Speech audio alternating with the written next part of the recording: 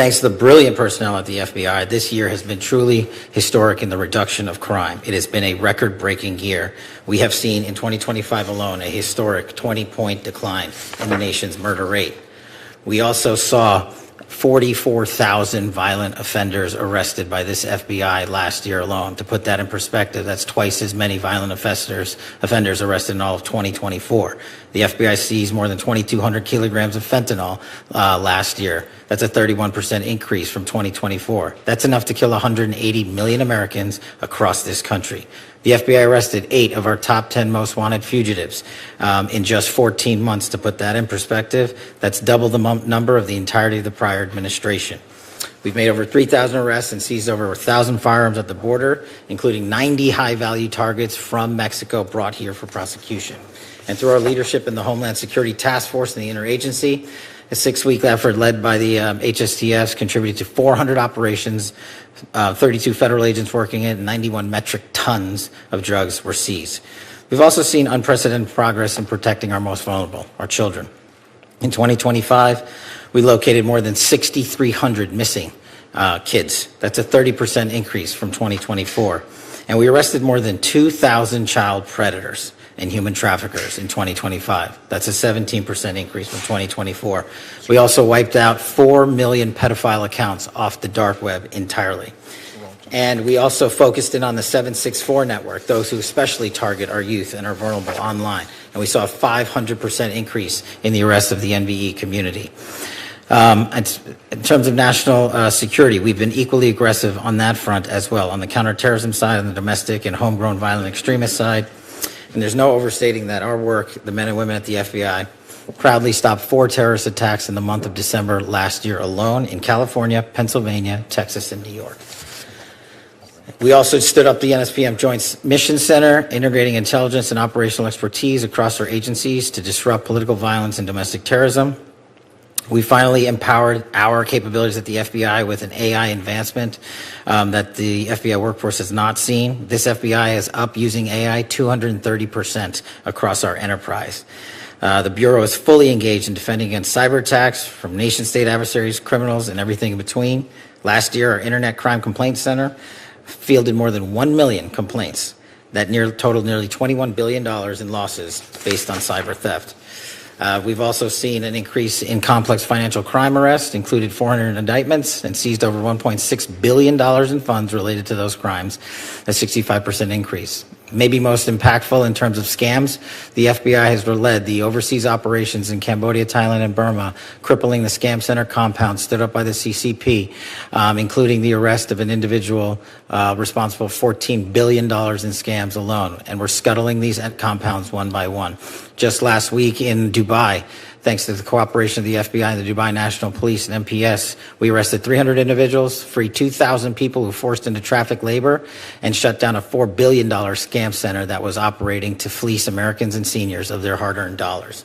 The FBI's unique authorities on these front lines show that we're defending the homeland. Just last month, we extradited Zhu Wei, one of the top 2 cyber hackers from Italy. They say we couldn't get him. They thought the CCP was going to get him, but now he's here in prison. Our work collectively on the counterintelligence mission speaks for itself. 43% more counterintelligence arrests in 2025 than all of 2024 from China, DPRK, Russia, and elsewhere. And as you noted, Mr. Chairman, we are busy getting ready for protecting Americans from every event of the Olympics, the World Cup, the F1, the Super Bowl, as we drive into 2028. But this summer, all eyes are focused on the World Cup, and the FBI and DHS stand ready, learning from our valuable experiences and focusing on a 14-month lift to ensure everybody is taken care of when they visit our country for this World Cup event. Lastly, we have secured record-breaking achievements to include task force officers from around the country, including deputizing our own officers, reducing the task force officer pipeline from 14 months to 60 days, allowing men and women in law enforcement to work together at speeds that have never been delivered before. With your continued support, this FBI stands ready to continue this great work, and I stand ready to answer any and all questions from you. And categorically, Mr. Vice Chairman, when you say there's credible reporting, just because you say it's credible doesn't make it so. This FBI is doing a historic level of crime reduction across the country. I'm proud to lead it. And if you want to cite media reporting to discredit the men and women of the FBI, go right ahead. The target's right here. The mission has never been more successful. Administrator Terrence Cole, Drug Enforcement Agency. Chairman Moran, Ranking Member Van Hollen, and members of the subcommittee, thank you for the opportunity to appear before you today. It's an honor to be here during National Police Week when we recognize the men and women of law enforcement who have given their lives in the line of duty. I appreciate your continued support of the Drug Enforcement Administration and nearly 9,000 professionals who carry out the mission across the United States and around the world. As a law enforcement veteran of more than 30 years, I come before you with a straightforward message.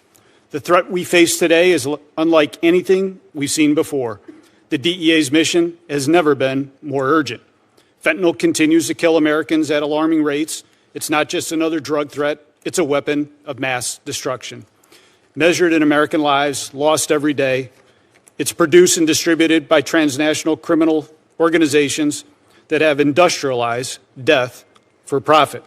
The Sinaloa and Jalisco New Generation cartels, now designated foreign terrorist organizations, are driving this crisis. They operate as a global enterprise.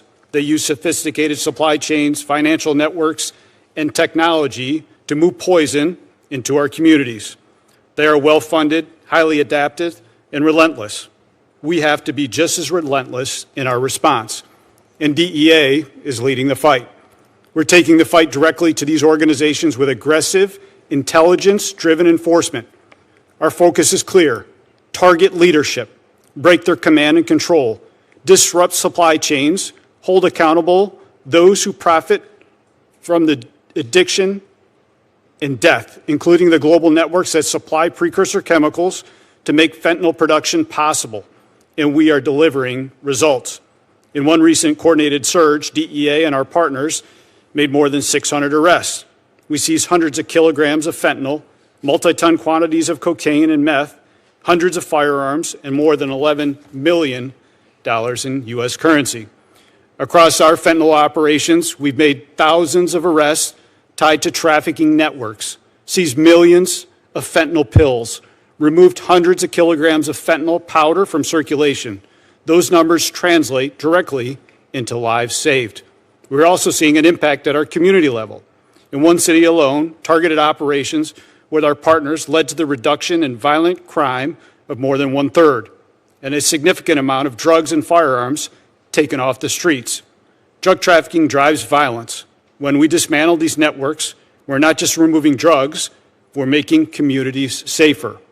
We're also focused on the financial side of this fight. We're going after the money, including the use of cryptocurrency and other tools that these organizations rely on to move and hide profits. Our reach is both global and local. DEA operates in 82 offices across 62 countries and maintains a presence of 26 field divisions with more than 200 offices here at home. This allows us to attack the problem from source to the street. We do this work with discipline and accountability. DEA's workforce is a driven agency. We have nearly 9,000 employees on board against an authorized level of nearly 9,700 employees. That includes just over 4,000 special agents on board compared to nearly 4,800 authorized. We prioritize putting people where they have the greatest impact, on the front lines. We're also careful stewards of the taxpayers' resources. More than 80% of our budget supports mandatory costs like salaries. Only a small portion is available for operational work. That means every operational dollar has to count, and it does.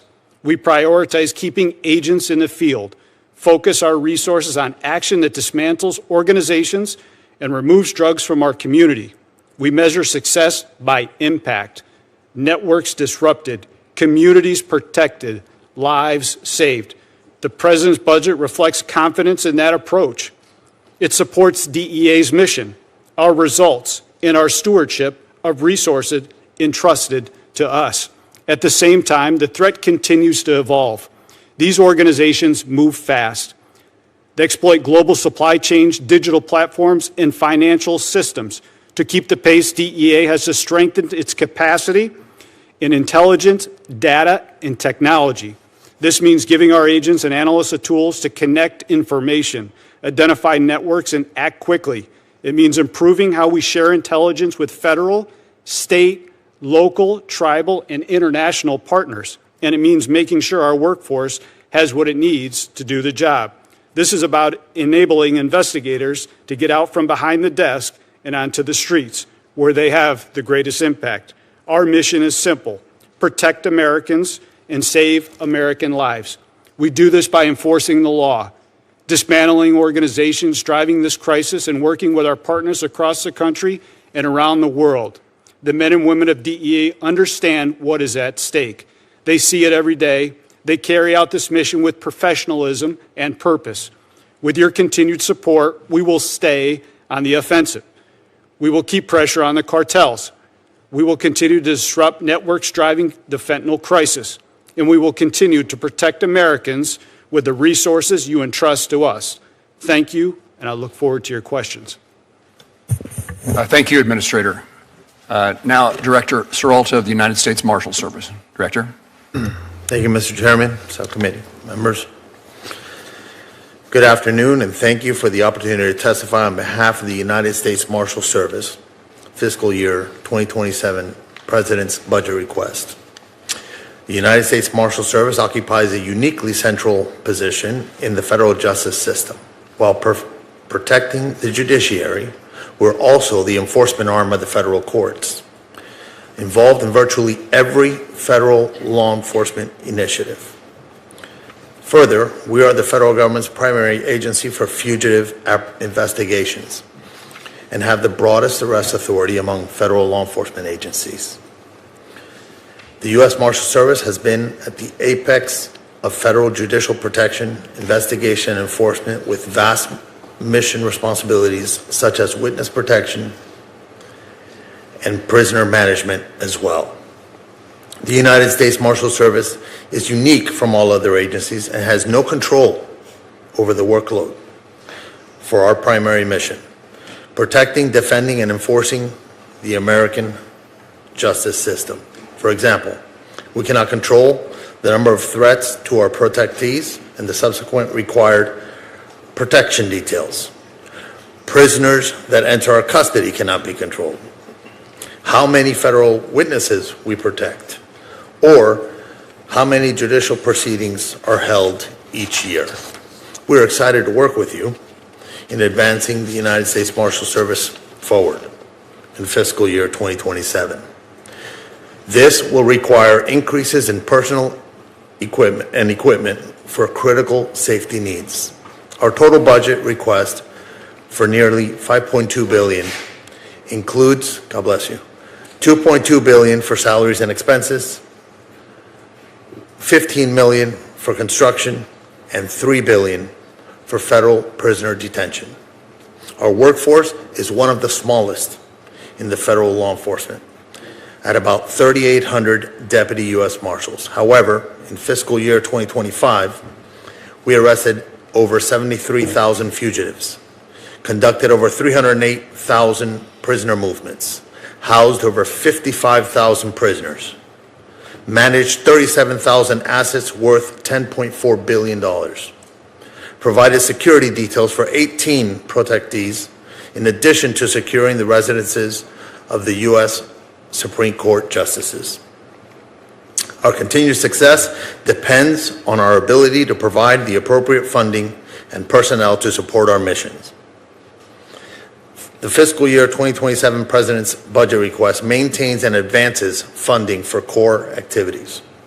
The U.S. Marshals Service requests program increases of $478 million for salaries and expenses appropriation to support the addition of 918 positions, of which 645 positions are for much needed Deputy United States Marshals.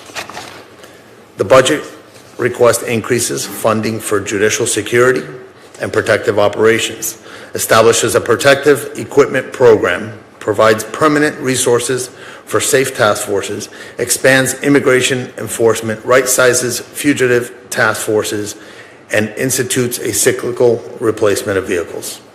One highlight of the U.S. Marshals Service budget request is one that is always at the forefront of my heart and this committee's concern, and that's the safety and security of our law enforcement officers. This morning, at the Marshals Service headquarters, we honored our fallen as part of our National Police Week ceremonies, recognizing officers who have lost their lives in the line of duty. We read the names of more than 300 of them. It is imperative that we provide the best equipment and training to aid in protecting our deputies while accomplishing our operational missions safely and successfully. I would like to discuss a matter of utmost importance: courthouse security and our construction appropriation. Unfortunately, the backlog of renovation projects to fix critical facility and security deficiency currently exceeds $484 million. Additional funding is necessary to maintain the infrastructure for the safety of the judicial officials, courtroom participants, the public, and our personnel. Lastly, the Marshals Service is required to house all detainees remanded to the custody of the Attorney General and must ensure sufficient resources are available for their housing and care. We have had some funding challenges in the last few years and appreciate the President's budget request of $3 billion. In closing, our continued success depends on our ability to provide the appropriate funding and personnel to support these vital functions. And so on behalf of the brave men and women of the United States Marshals Service, I thank you. Thank you. Now, Robert Cicada, the Director of the Alcohol, Tobacco, Firearms, and I appreciate your attendance. Thank you. Good afternoon, sir. Good afternoon, Chairman Moran, Ranking Member Van Hollen, and members of the subcommittee. Thank you for the opportunity to discuss the President's fiscal year 2027 budget request for the Bureau of Alcohol, Tobacco, Firearms, and Explosives. I am truly honored to be here. ATF is the only federal law enforcement agency whose primary mission is combating violent crime. We arrest violent criminals, disrupt firearms trafficking networks that arm gangs and cartels, investigate bombings and arsons, and deliver world-class forensic and intelligence services to state and local partners, all while protecting the Second Amendment rights of law-abiding Americans. We are a small federal agency with roughly 4,600 employees, but we are mighty. Our actions speak for themselves. Since January 20th, 2025, ATF has arrested over 8,700 criminals and seized nearly 44,000 firearms. Approximately 5,100 were interdicted before they were trafficked into Mexico. Just over 2.7 million rounds of ammunition and more than 28,300 illegal explosives were also interdicted and seized as evidence. ATF also investigated more than 3,500 arson and explosives incidents and deployed the National Response Team to 22 callouts, including the Palisades wildfire in California. We completed more than 11,000 FFL inspections and processed nearly 856,000 firearm trace requests for our state and local partners. We've also been very busy making operational improvements to our e-forms processing times.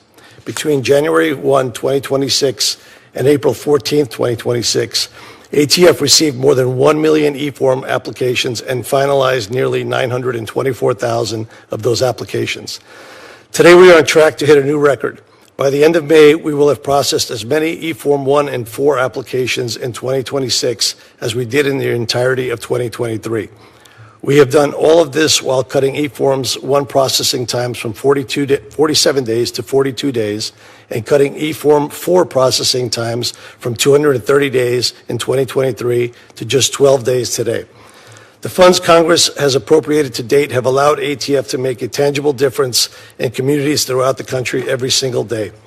ATF provides critical services to state and local law enforcement at no cost, including firearms tracing, ballistic intelligence, and forensic laboratory examinations involving firearms, arson, and explosives. These capabilities are central to identifying shooters, disrupting trafficking networks, and solving violent crime.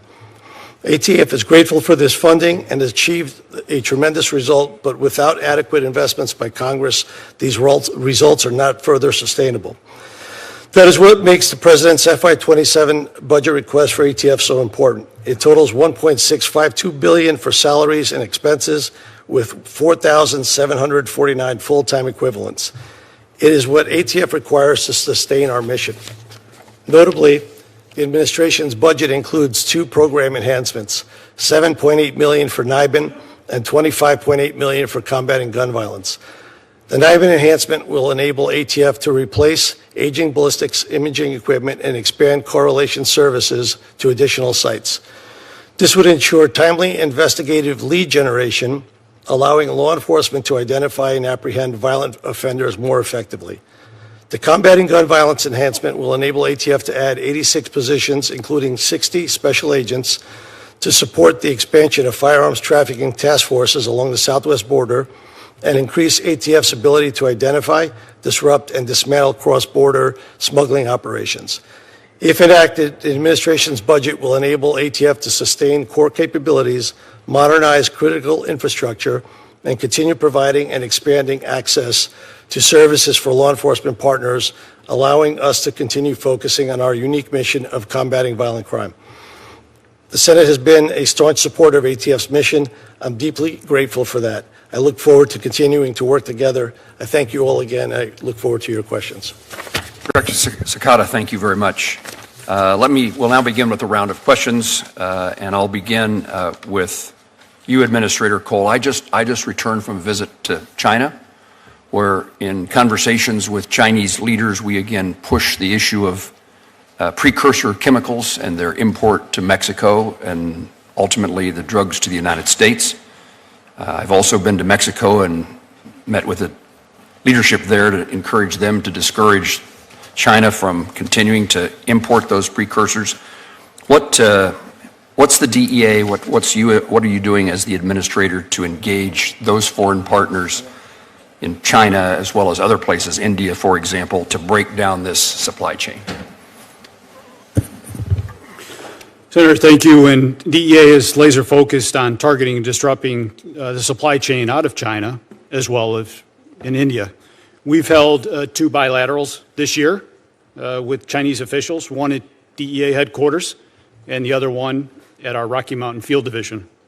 We continue to work on the ground in Beijing, China, with NCB, the National Control Board in China, as well as MPS, the Ministry of Public Safety. We continue to stay engaged. We continue to target the Chinese organizations that are sending this precursor chemicals into Mexico for the manufacturing of fentanyl to come across our border.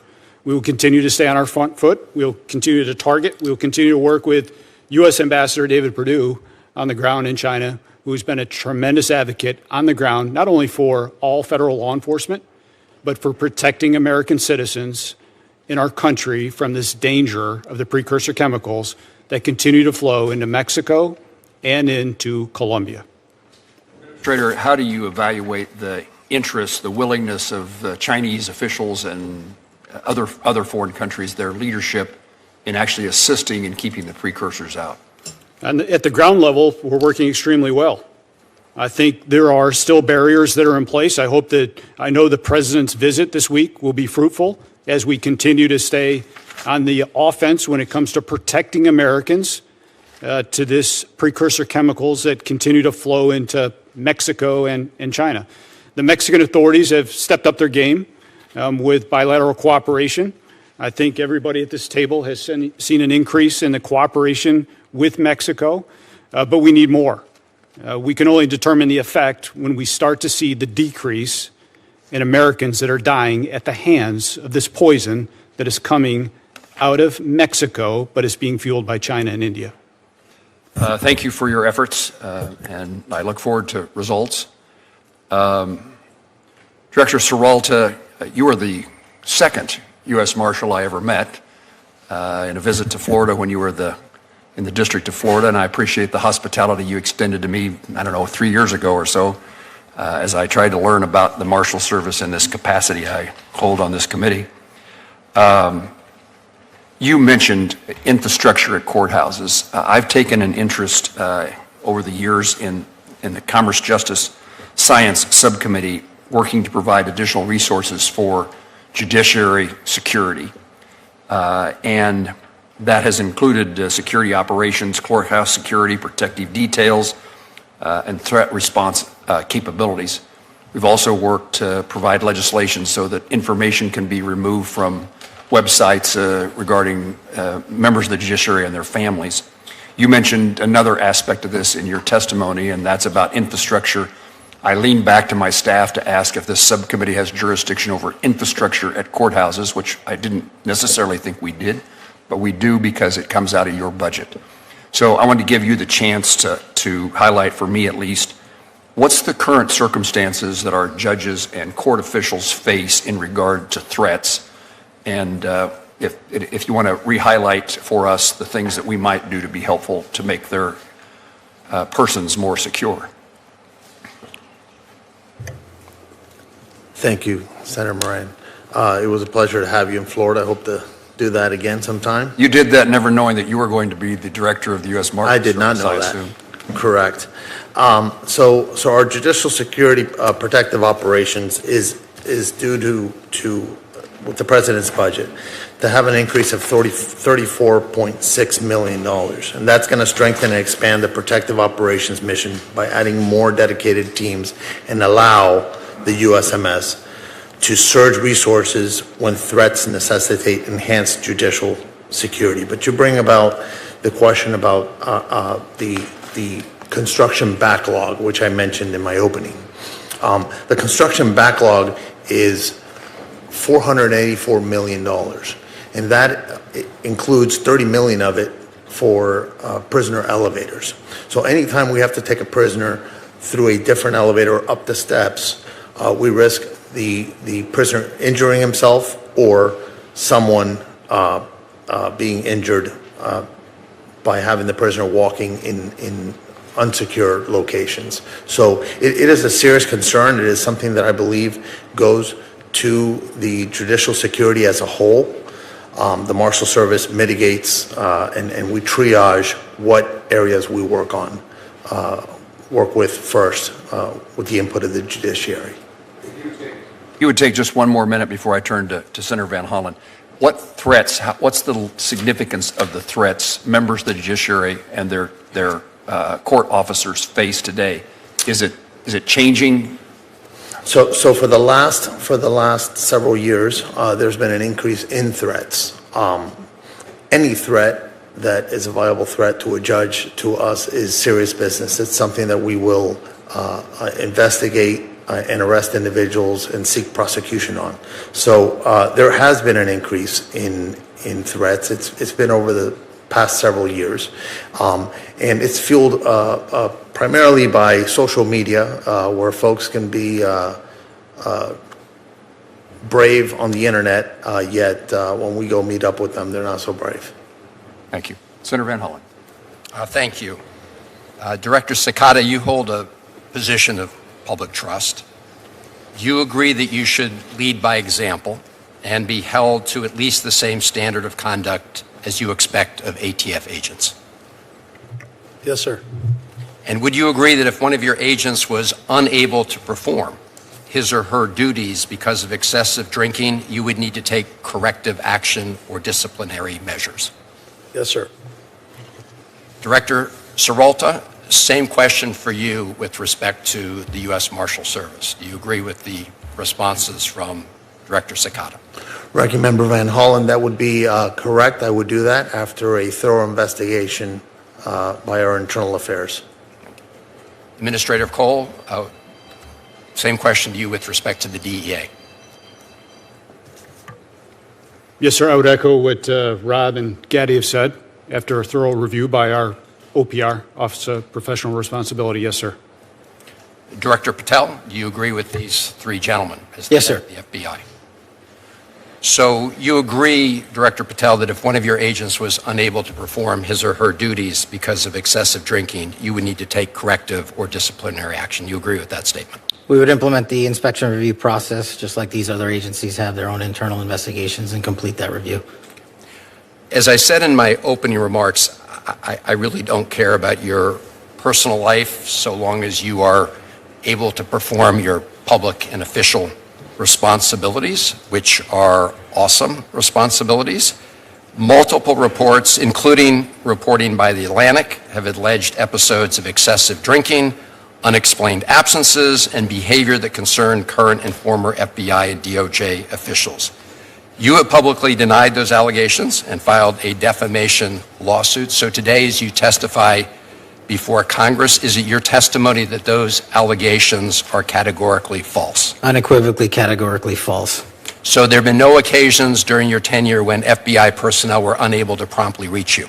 Absolutely not. You can ask my entire workforce. They hear from me at every single hour of the day, as do these great gentlemen here, as do the men and women of the interagency and state and local law enforcement and the White House. And so there have been no occasions when your security detail had difficulty waking or locating you, is that right? Nope, it's a total farce. I don't even know where you get this stuff, but it doesn't make it credible because you say so. I'm not saying it, Director Patel. It's been written and documented. You are literally saying it. No, I'm saying that these are reports, Director Patel. No, and unlike I your will baseless say, reports, the Director only person Patel- that was slinging margaritas in El Salvador on the taxpayer dollar with a convicted gangbanging rapist was you. You know, the only fact- person that ran up a Director $7,000 bar tab in Washington, D.C. at This the lobby bar suggests to me- was you. this So the only suggests individual in to this me room the that has allegations been are drinking on true. taxpayer dime during Are the day you polygraphing? is you. Director Patel, come on. These are serious allegations that were made against you. The They're in a allegations lawsuit are that false. you filed. You drinking margaritas with a Yeah, gangbanger actually, is true and on it just video. goes to show you don't- running a $7,000 this goes- bar tab at the lobby bar Director Patel, has been filed by your own this office. goes to show- drink during the day. That's Chairman- you. Mr. This is Chairman- the ultimate example of hypocrisy. Chairman- I will not be tarnished by baseless allegations let me and ask the fraudulent questions. statements from the media. The fact that you mentioned that indicates you don't know what you are talking about. Now, here, Director The only thing I Patel- know is you're the one drinking margaritas with felons. Actually, that's a false statement, and I'm asking you about your statements. I've answered that. And I'm asking you about a particular report. And It's not a your report. testimony is, so let me ask you this. Are you willing to take the test, that it's called the audit test, that members of our active duty military and others take to determine whether they have a drinking problem? I'll take any test you're willing to take. I will take it, Director Patel. I'll take it. You ready to take it? Let's go. Yes or no? Let's go. Side I'll by take it. side. I'll take it. All right. I think that the fact that you're so... Have you ordered polygraph tests of members of your team to determine how that story came about? The FBI conducts polygraph tests all the time. No. Have you ordered polygraph tests for members of your team to determine who was the source of the stories that I'm asking you about? I don't order any polygraph tests. There's an internal inspection review process for any and all leaks, especially of baseless information at the FBI, that's been in place for the last 30 years. Those processes are followed by career intelligence and agents on the ground. So I'll take that as a yes, since you said that these were unauthorized disclosures. I have another round of questioning regarding your firing people who were important to gathering intelligence with respect to Iran, but I'll wait for my second round. Thank you, thing. Chairman. Senator Collins, we're pleased to have the chairwoman of the full committee with us. Thank you very much, Mr. Chairman. Director Patel, the proliferation of illegal marijuana grow houses connected to transnational criminal organizations originating in China is an ongoing problem in the state of Maine. A DHS memo in 2023 estimated that Maine had as many as 270 Chinese-backed illegal marijuana operations, producing up to an estimated $4.3 billion in illicit revenues. Since then, thousands of pounds of illegal marijuana have been seized, primarily because of the tireless work of our Maine sheriffs and local law enforcement in Maine. One other side effect of these illegal grow operations is they usually destroy the houses in which they're located, which exacerbates the housing shortage in my state. Last year, you testified that the FBI would be sending more resources to the field, specifically to Maine, to combat these dangerous operations. I speak with Maine sheriffs frequently about this problem, and they have reported some improvement in federal interest and participation. For example, Federal support has been critical to track money laundering, which is often linked to these operations, and in providing interpreter services to question individuals who are arrested, who often appear to have been trafficked and forced to work and live at these sites under hazardous conditions and don't speak English. Bring me up to date on how the FBI is working to address these dangerous grow houses that are operating not just in Maine, although we're a particular target, but Oklahoma, California, and other states as well. It's essential that we have support from FBI, from DEA, from Treasury. This has to be an all-of-government effort to close these operations down. Senator, I couldn't agree with you more. And what we did since you and I we've spoken in between you last year in this hearing, but the HSTFs that we stood up, the Homeland Security Task Forces that we stood up in 59 locations across the country, co-led by DHS and FBI, have specifically targeted the marijuana grow house operations, especially tied to the Chinese. There's two problems there. The Chinese nationals that are doing most of the criminal activity related to the grow houses have either severed ties or covered their tracks very well, and has led us to be unable to determine their direct connectivity. I'm not saying it doesn't exist, back to mainland China. That's kind of their MO on how they do, whether it's grow houses or any other criminal activity. So what we're doing with the HSTFs is reverse engineering those programs, taking down the grow houses, whether they're in Maine or Oklahoma, and tracing their banking records and their financial statements to see what we can do with the sanctions program overseas and shut down the financiers of these operations. Do we know where the money is going to? Some law enforcement officers in Maine believe it's tied to the fentanyl trade. Yes, ma'am. I believe, as these gentlemen will tell you, the money always goes back into the drug trafficking trade, into the drug traffickers' pockets. And so we're not seeing, I'm not saying it doesn't happen, what we're not seeing yet is the money directly being shipped back over to mainland China and the CCP from these grow house operations. I would encourage you to even increase your efforts even more, because this remains a huge problem in Maine, despite the valiant efforts of our sheriffs and local law enforcement. Administrator Cole, could you provide an update on DEA's efforts in this area? Yes, ma'am. Yes, Senator. And we continue to target those specific marijuana traffickers in Maine. As of recently, we had executed 44 search warrants in reference to Chinese underground marijuana houses, seized about 32,000 marijuana plants, over 500 pounds of marijuana. And as we continue to trace the Chinese underground banking system, where the funds are being fueled, as the Director Patel had said, they're often using crypto as the instantaneous transfer of wealth. And what that requires our skilled investigators to do is to pull those findings off the blockchain, but to specifically look at 1, 2, and 3 tiers removed to help identify exactly where those illicit gains are going to.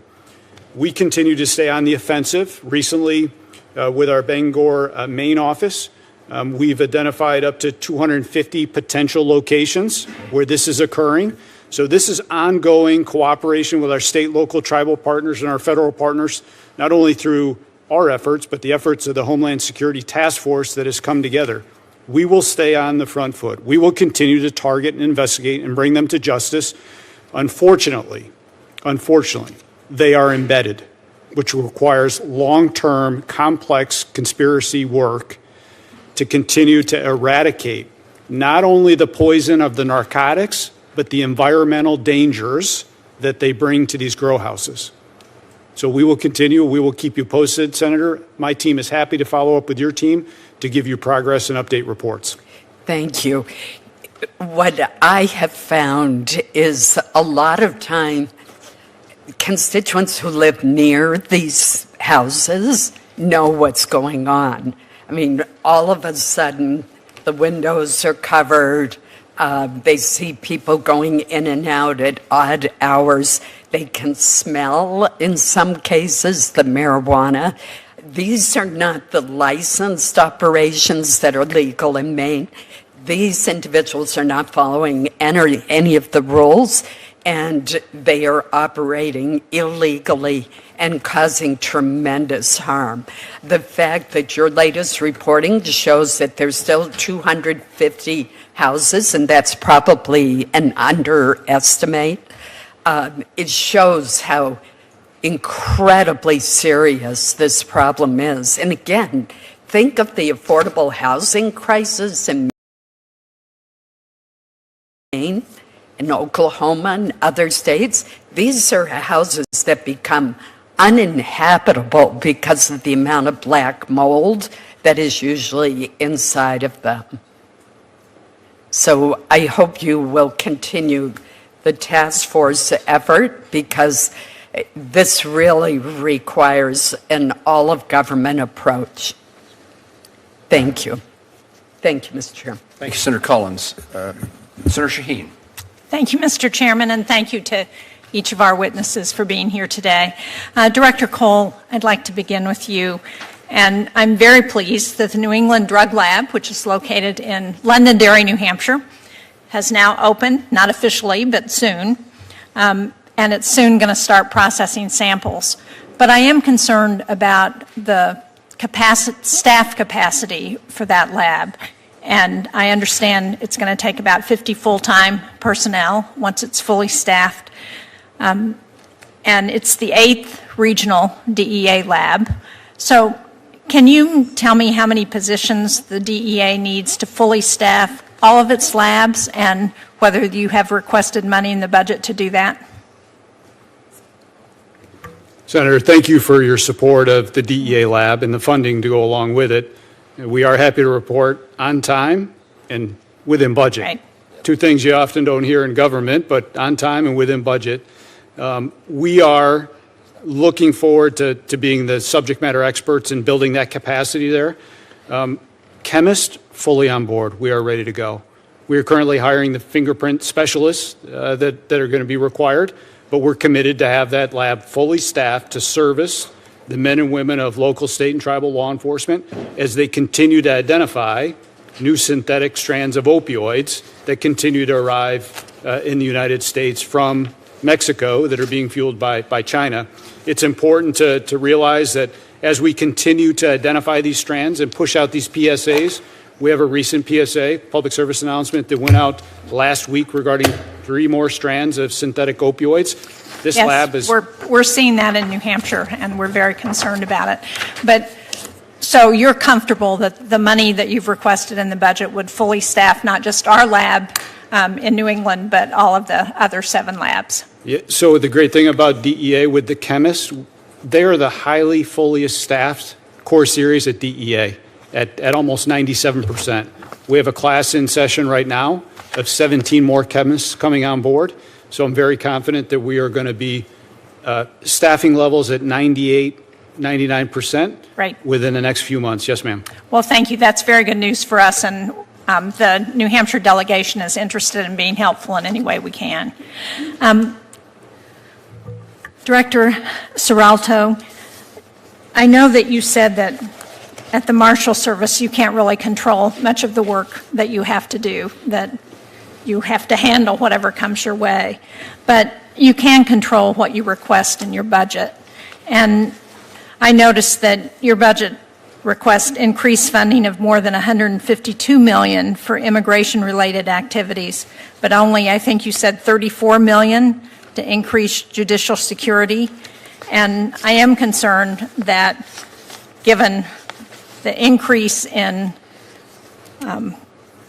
criminal activity against our federal judges, that, as you point out, the threats to them are problematic. So can you talk about why the dramatic increase in immigration funding, but only, about a quarter of that to handle judicial security, when that's a major aspect of the work that you all do? Thank you, Senator Shaheen. I appreciate that question.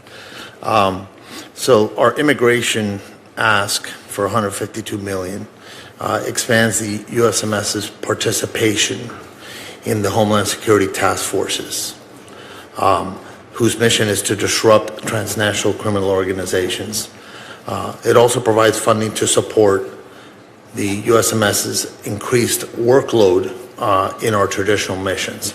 So the efforts of our immigration work as a nation are going to add to the cost of the Marshals Service's processes. I understand, but we've just passed billions of dollars for immigration activities and no additional funding in the Republican-passed reconciliation bills to address judicial security. And given, as you point out, the threats to judges across this country, don't you think it might be better to rely on the billions that are in those bills to address immigration and refocus those dollars for the Marshals Service on judicial security and courthouse security? Well, Senator, I can tell you the Marshals Service could use the money for the security situations with our backlog in construction. That is a big number. That's $484 million. Right, I understand that. So who made the determination that you were going to increase immigration funding by such a large amount? Well, in staffing the HSTFs, the president has given us money to be able to staff those HSTFs. So it is so that we don't take away from judicial security. That's why the number's higher. Our judicial security protective operations has gotten a $34 million, or the budget proposed a $34 million addition. No, I understand, but the $152 million I understood was also an addition.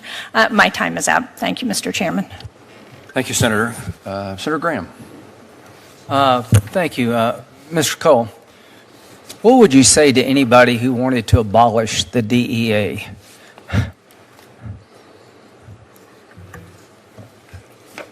Well, I would have them take a look at our direct workflow currently, where last year we seized close to 57 million fentanyl pills in the United States, close to $900 million in U.S. currency that came from drug traffickers. The foreign footprint that we currently have, you would have cartel members celebrating all over the world, designated terrorists celebrating all over the world that the DEA was gone. That's a good answer. So terrorists and drug cartels would be celebrating. So I just want to say to the men and women of the DEA, thank you. I think you make our lives eminently safer. You're doing things that most of us wouldn't want to do in the shadows. So I just wanted to get on the record my view that you perform a very important function. Director Patel, when you look at the threat streams against our country, are they going up or down? The threat streams over the last year in general have gone up over the last few years, which is why you've seen the resulting amount of violent criminal arrests. If we're arresting 44,000 people, which is twice as many as the year before, that's because there's a lot of violent criminals running around America. But the good news is that the FBI, along with these men and their agencies, are doing the work and arresting people at record levels: gangbangers, narcotics traffickers, sex traffickers, terrorists, and those that pose the greatest threat to our national security. During the Biden years, they say 11 to 15 million illegal immigrants came into the country. Are you familiar with that reporting? Yes, sir. So what are we supposed to do? Just ignore it? Well, you don't want to ignore it, do you? not at the FBI, no, sir. Good. I mean, if you had 11 to 15 million people coming in illegally, you'd want to push back. Do you agree with that? Absolutely. We have pushed back. Actually, we've reduced violent crime in every one of our 50 states by an average of 10 points. Yeah, so you got to plus up the resources to deal with what happened, what I would consider a virtual invasion of our country by illegal immigrants. And to all of you on the front lines, thank you. I mean, the idea that we wouldn't want to do that astounds me. I mean, we got to get, control over our country again. Director Patel, when it comes to systems, do you think the country would be well served to have a law like I'm proposing called Logan's Law that would require states to report to the Attorney General of the United States the results of all cases involving violent crime where you could get 6 months or more, to include the charge and the plea bargain so we'd know better about soft on crime prosecutors and judges? That bill is critical to providing the information that we at the FBI house at our Criminal Justice Information Center, Siege's property in West Virginia. We are only as good as the data we're given. We don't go out and proactively and legally obtain that data from our partner enforcement agencies across the So country. you would support Logan's Law Absolutely. requiring that to be done? We need it. Yeah, I think so too. And the man who in Cambridge, Massachusetts, who shot at a bunch of drivers, he had a long criminal record. Are you familiar with that? Yes, sir. As a matter of fact, while he was on probation, he shot at police officers and not much happened to you. You're familiar with that? Yes, sir. Do you agree we need to break the cycle of catch and release and looking the other way when it comes to violent crime in this country? I think catch and release is the #1 cause of recidivist violent crime in the history of the United States of America. Okay. When it comes to the FBI, how's morale? I'm sorry? How's your morale at the FBI? Morale has never been better. When I go across the country and I talk to the line agents and the intelligence analysts and professional staff, I travel around the country, I talk to our state and local partners, they tell me one thing resoundingly: we're finally going to do the work that we were asked to do with the resources that we needed to get the job done, and that's what this administration is focused on, and that's why you're seeing the results that we talked about. Mr. Cole, do you think we're seeing dividends from your focus on illegal drugs and cartels and all the above? Absolutely, Senator, and we will stay on the offensive, whether it's taking Nicolas Maduro out of Venezuela or capturing the next Chapo or helping coordinate the next Mencho operation. We will continue to target those foreign terrorists that are killing Americans. Do you agree that the Maduro operation not only was flawless, it sent a new message that a new sheriff's in town and created deterrence we haven't had before? I think it sent one great message to everybody in the Western Hemisphere and the dictators and foreign terrorists around the world that they will be held accountable for sending this poison to the U.S. Thank you all very much. Senator Coons. Thank you. Thank you, Madam Chair. Thank you, Chair Moran, Ranking Member Van Hollen, Senator Murkowski, and I appreciate each of our witnesses for being here today. During National Police Week, I just wanted to express my particular appreciation for the men and women of each of your agencies. When I was county executive, I was responsible for the second largest law enforcement agency in our state, and our partnerships with Marshals, ATF, DEA, FBI, and many other elements of federal law enforcement were really critical to our investigations and working to advance security in my home community. In just the last few months, the Newcastle County Police have worked with the FBI to arrest a suspect who had both plans and weapons to carry out a mass shooting at the University of Delaware. Worked with DEA to investigate methamphetamine distributors. Worked with the Marshals Service to arrest a suspect with a warrant out for attempted murder. These are just a few brief examples. I have other topics to get to, but if each of you could just briefly tell me, what are your plans for strengthening your partnerships with local law enforcement, and what more do you need from Congress to execute on those plans? Director Patel. Thank you, Senator. One thing we always need more of is data from state and local. Anything we can do from a legislative perspective at the federal state level to get us that data so we can ingest the data and get it back out to our partners, that's critical. What we're doing to expand specifically at the FBI, for the first time ever, we stood up our LEPIC, our Law Enforcement Partner Engagement Council. So I didn't want to just hear from police officers from around the country by email and phone call. I embedded 10 officers and sheriffs and tribal officers permanently at the FBI because they're the best connected. And so for us, that's the best way forward, along with getting out into the field and making sure our field partners see and feel us and touch us and tell us what their problems are. Thank you, Director. Senator, more connectivity to our state, local, and tribal partners is the utmost importance at DEA. Due with the significant change in the landscape with synthetic opioids, with more methamphetamine pills coming in, more cocaine coming in, it's important that those state and local counterparts, the men and women that are on the front lines every single day, have the same intelligence and the same information that the DEA does. Part of this is coming from our capacity to build foreign partnerships. The amount of foreign partnerships and people we have downrange in Mexico and Colombia, that intel is critical to the beat officer that's working in rural areas. So we have to continue to be better partners, continue to be more engaged, and respond when they call for help. to address violent criminal activity. Director Seralto, I'm going to interrupt myself. I appreciate the work that you and the Marshals Service do to keep federal judges safe, but there's thousands of state and local judges who don't have the same intelligence network, the same resources. I'm proud to co-sponsor a bill with Senator John Cornyn that would create a new state judicial threat intelligence and resource center. It would provide security assessments for local courts and help local law enforcement make assessments about how to keep judges' homes safe and how to keep court personnel safe. It's passed the Senate unanimously. Do you have any opinion about whether or not the House should take it up and whether or not partnering with state and local court systems would help advance judicial security in this country? Senator, thank you. Thank you for your work on that. My opinion will be is that any judge that we can keep safe, whether it be in state or the federal bench, we should keep safe. To that end, I'll tell you, judges make decisions that are life-changing, sometimes to themselves. So 50% of the time, someone is upset with the judge's decision, right? Yep. Whether they win or lose. And that's something that we need to keep in mind. The justices, judges, the judiciary are the pillars of our country.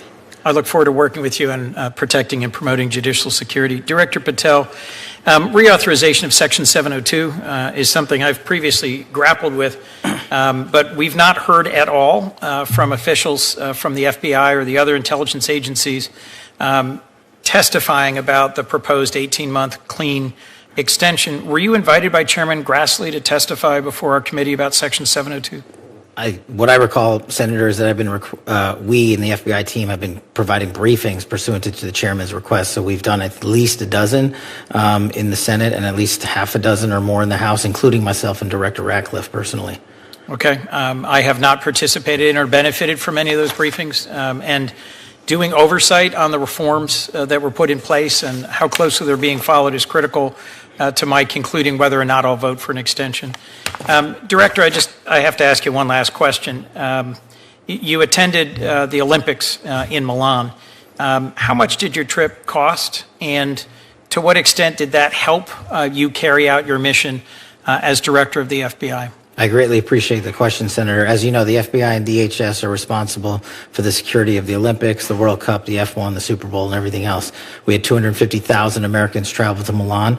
We're proud that we stood up our jock there and had 0 major security incidents involving American citizens. And what we did was we purposely planned that trip around the Olympics because, as I mentioned in my opening, the top cyber criminal from the CCP was housed in Italian custody. While there, we were able to work an agreement, an arrangement to have that individual expelled from Italy instead of going back to China, like has so often happened in places like Serbia. Mm-hmm. And so we accomplished that mission, and we kept it quiet, and that individual was returned to America 2 weeks ago. I was concerned that just before we went to war with Iran, a whole group of FBI agents were terminated, about 10, who were reportedly analysts with expertise in handling Iranian counterterrorism, fluent in Farsi, long experienced. I know there's ongoing litigation, but have you replaced them? Was there a reason for their dismissal? Do we have the capabilities we need to protect the United States while there's an ongoing war in Iran? The public reporting as to the reasons for their dismissal I found deeply troubling. Well, as I've addressed earlier, I don't believe the public reporting is accurate. What we did do for the first time in FBI history is stand up the Iran Threats Mission Center that is housed inside the FBI with our Iran experts, including intelligence and analysts and agents, and we have seen a 47% increase in the arrest of Iranian spies. Do you disagree that there were 10 Iran specialists dismissed right before the war began? Yes. Senator Haggerty. Thank you, and I want to thank all of you here today to testify, and particularly I want to thank your staffs for what they do for our nation, and more importantly, I want to thank you from the people of Tennessee, specifically what you've done for the people of Memphis. Just very, very much appreciate your efforts. I'd like to talk with you all about how this administration is making Americans safer and how it's demonstrated its capacity through its transformative impact on crime in a great city, Memphis, Tennessee. Memphis boasts a rich cultural history, wonderful people, and community leaders that are dedicated to their city. It's a hub for major logistics and medical device manufacturing, and it's now also home to advanced technologies like XAI. But it's been troubled by serious violent crime. Director Patel, I remember in December of 2024, we had a conversation about how Memphis needed an all-hands approach to deal with this situation. And I asked you at that point, when you were contemplating coming in to run the FBI, if we could get help from the world's most sophisticated law enforcement agency to revitalize the city of Memphis. And you were overwhelmingly supportive of that, and I can't tell you how much I appreciate it. In fact, I was so honored to host you in the spring of 2025 in Tennessee as we let unfold the plan that would actually help rescue Memphis. And it later became the Memphis Safe Task Force, but it started out under the radar with the efforts that you put in place. And I thought I would just get you to expand for the benefit of this committee, the efforts of the task force, how it was ultimately supported and how it laid the blueprint for, again, becoming the Memphis Safe Task Force that we've seen today. Well, you're absolutely right, Senator. It was an interagency lift by the task force that's led by these gentlemen here on this committee, working relentlessly to safeguard not just Memphis, but a place like Washington. But I thank you for highlighting the FBI's work. Before the task force was stood up, the FBI launched Operation Viper and Operation Summer Heat. And what we did is launch and deploy and surge assets across the state of Tennessee, but specifically in Memphis, to cripple the localized street gangs, the firearms capabilities, and drug trades that were just everywhere. And for those that don't know, I know you know it, Memphis had the highest per capita homicide rate in the country. And now we've reduced that by, I think, 54%. Yeah. So what we did was we set the ground. We set the phase 01 operations with the FBI on the ground. And thanks to the brilliant leadership of Director Serralta and the President's task force, we completed that mission. We're doing Operation Viper in 24 separate states because we want to replicate what we did in Tennessee. Mm-hmm. To everywhere else, and so we're welcome to partner up with anyone that wants to replicate that. I applaud that. I'd just like to say, though, I've seen the great success, and I know more to come, but to make certain that it's permanent, Director Patel, I want to make certain that you've got the resources and the flexibility that you need from this committee to make that happen.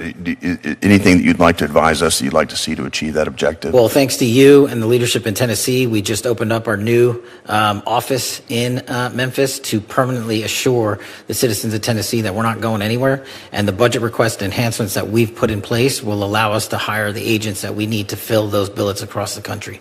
Yeah, that's a nice reversal from previous policy. Thank you. And thanks for all of the effort. Director Serralta, I'd like to turn to you.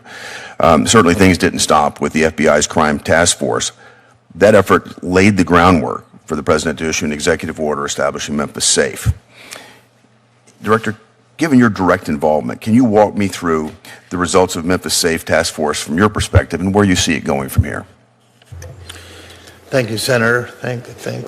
Thanks to your support and that of your colleagues and local government there as well.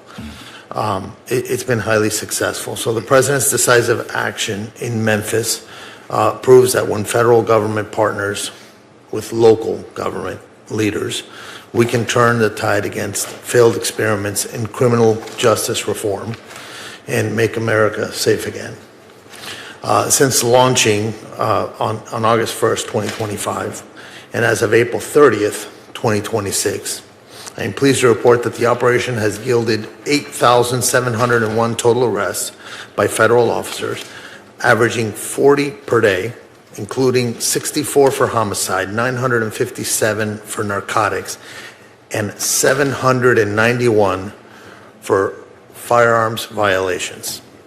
We've seized 1,426 illegal firearms in Memphis alone, an average of 6 per day. That could have fueled more shootings, assaults, or worse in that city. I'm looking actually at one of the records. We had a daily report on this, and I would commend this to my colleagues. This is amazing work that you're doing. Thank you, Director. I hate to cut you short, but I just would like to ask you one other question. It's a glaring example to me when you have cooperation from a state, from a city, what can happen, and the results that you just went through, dramatic improvement. Rather than calling our law enforcement Gestapo like we've heard in some other parts of America, we've embraced the help, and the results have been dramatic. And I'd just like you to share with us the response that you've received from the people of Memphis. So it's 31 agencies working together.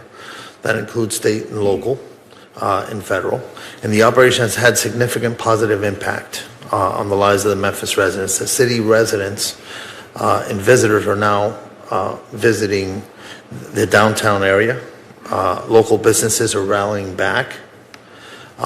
There's been large-scale public events have also shown improved safety outcomes. That was demonstrated in December with the St. Jude Marathon, which hosted about 22,000 runners, and not a single burglary was reported that day. And that's different and compared to other years. Perhaps the most telling is one of our special assistant United States attorneys recently reported that a traveling emergency room doctor expresses appreciation for what the task force has done. He said that in recent years past, he would have approximately 3 to 5 gunshot wound victims per shift. And now he sees an average of 1 gunshot victim every 3 or 4 shifts.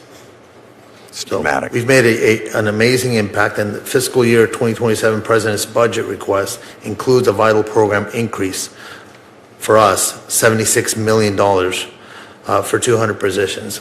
This is to have that staying power that you were talking about earlier with Director Patel. Thank you, Director Siralton. I just want to say again, I want to thank all of the employees of the 31 agencies that have made Memphis safe again. It's an example that I hope my colleagues here on the committee will look to and say this is a true example of where cooperation can make a difference here in America, and you have transformed a city for us. Senator Murray. Thank you very much. Manners. Thank you for joining us, Vice Chairwoman. No worries. And I appreciate your presence. Thank you very much, Mr. Chairman. Director Patel, I want to start by recognizing important work by the FBI to crack down on fraud. In one case, the FBI helped bring justice multiple former business owners who orchestrated a $205 million Medicare fraud scheme on the American people. And those business owners filed nearly 1 million false claims for services that they never provided to any patients, literally stealing from American taxpayers and preying on vulnerable people who were suffering from Alzheimer's and dementia and substance abuse. But thanks to the FBI, those crooks were held accountable. So I just wanted to ask you today if you would pass along my gratitude to those FBI agents for their tireless work bringing those criminals to justice. I will, ma'am. The fraud work is often overlooked, and I greatly appreciate that. And very important. But I do have to say, unfortunately, President Trump, the guy who says he's going after fraud, granted this man, Lawrence Duran, clemency last June. He was set free and let off the hook for the $87 million he owed in restitution. And Trump granted clemency to Duran's business partner last February, cutting well short her 35-year prison term. He literally undid the important justice work the FBI served and let fraudsters off the hook, and I find that deeply disturbing. With that, I want to say, I want to take a moment to reiterate the important role of DOJ law enforcement in keeping all of us safe. Those agents and deputy marshals are absolutely critical to making sure public safety and solving crime. But I worry that instead of pursuing these child abusers or terrorists or drug traffickers or other criminals, you have our agents spending time carrying out Stephen Miller's mass deportation agenda and harassing families and children. I want to ask you, Director Patel, how many FBI agents have been reassigned to work on immigration enforcement? No one at the FBI has been reassigned to work solely on immigration, ma'am. Well, I would differ with you because according to the Cato Institute, more than 2,000 FBI agents were reassigned to work on immigration enforcement in 2025. By the way, it's not just the FBI.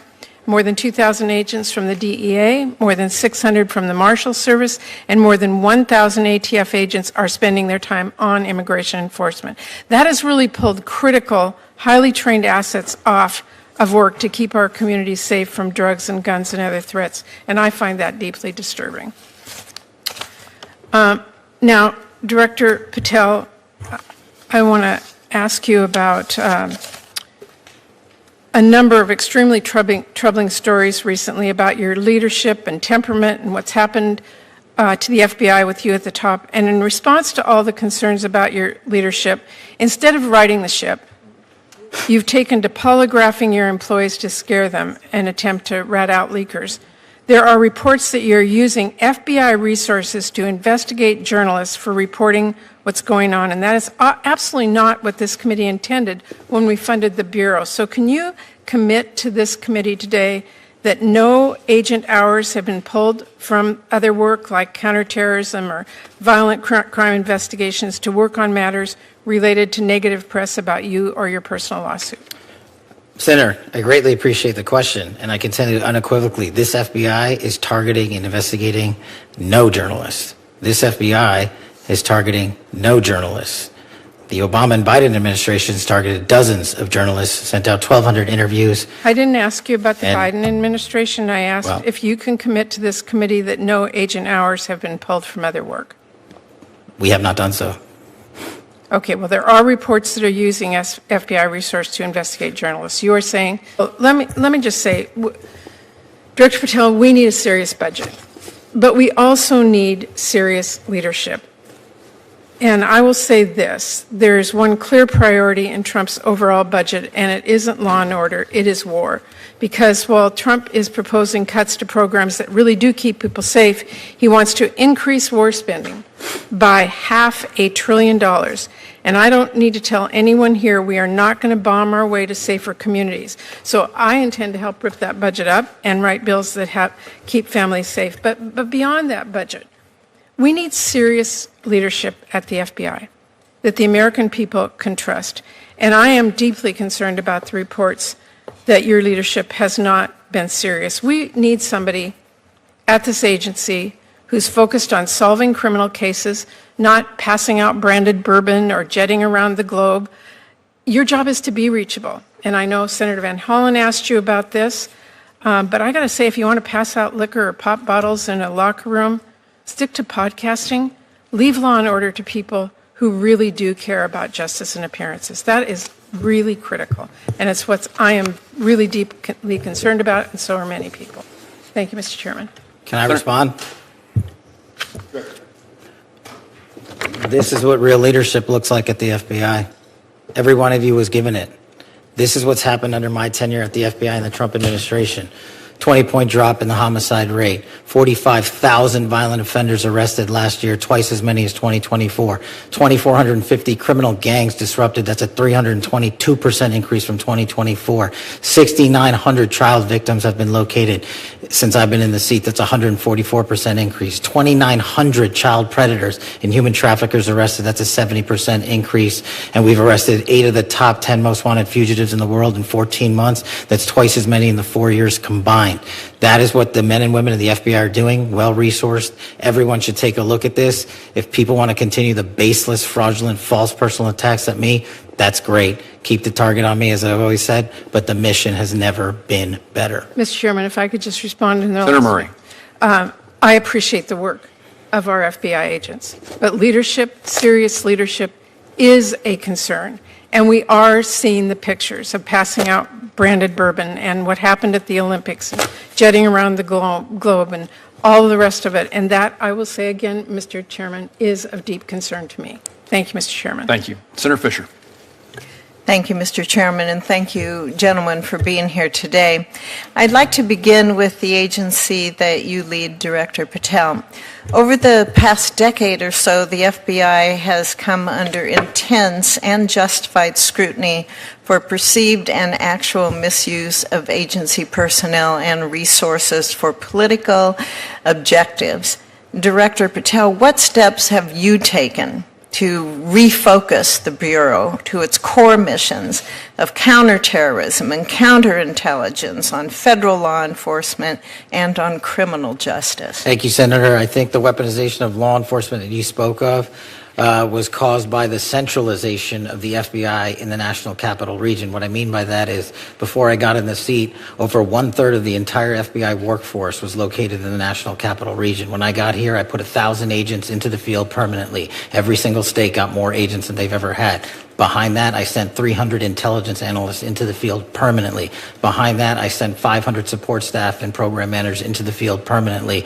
And that's only CONUS. We've also expanded our overseas footprint. So decentralizing the bureaucracy of Washington, removing the red tape in the bureaucracy, putting agents in the field in Nebraska and everywhere else is how we're getting the mission done. And no one at this FBI is allowed to politicize or weaponize law enforcement. If you do, you don't get to work there anymore. Thank you. We all know that our country faces mounting and increasingly complex threats to our homeland from foreign adversaries and domestic operatives who are acting on behalf of these malign foreign interests. These adversaries have seized on several recent global conflicts to try and undermine America's geopolitical interests by sowing fear and dissension here at home. The FBI is tasked with investigating foreign and domestic threats to the United States. Director, can you tell us, how is the Bureau coordinating with other federal, state, and local law enforcement agencies, other members of the intelligence community, and the military to monitor and mitigate threats to our homeland? What we've done specifically with the Homeland Security Task Force in 59 separate locations is bring in every single agency into one roof and centralize the collected intelligence that they all piece together with their state and local partners. That's critical to the mission set. We've also done things like stand up the C4, the Counter Coordination Fusion Cell in Southwest Arizona, specifically targeting the drug trade with embedded DOD on a DOD facility, on DOW facility. So we're leveraging all capabilities across the board. Our CIA and CT work could not be stronger. We have 2,000 terrorism cases at the FBI. Our CI work has expanded, not gone down. As I've said, we've arrested 44% more espionage actors from China, Russia, and the DPRK and Iran alone. And we're doing that because the interagency, including the intel community, is finally providing us with ways to turn information and intel into evidence that we can use in a court of law. Thank you, Director, and please thank the members of the FBI Yes, for me as well. Administrator Cole, from the Chinese precursor chemicals to the cartel-facilitated cross-border smuggling efforts, the global supply chain undergirding that illicit drug trade has posed a serious challenge for federal law enforcement. And the DEA and other federal agencies have made outstanding progress in exposing and disrupting various aspects of this often opaque and disturbingly well-resourced network.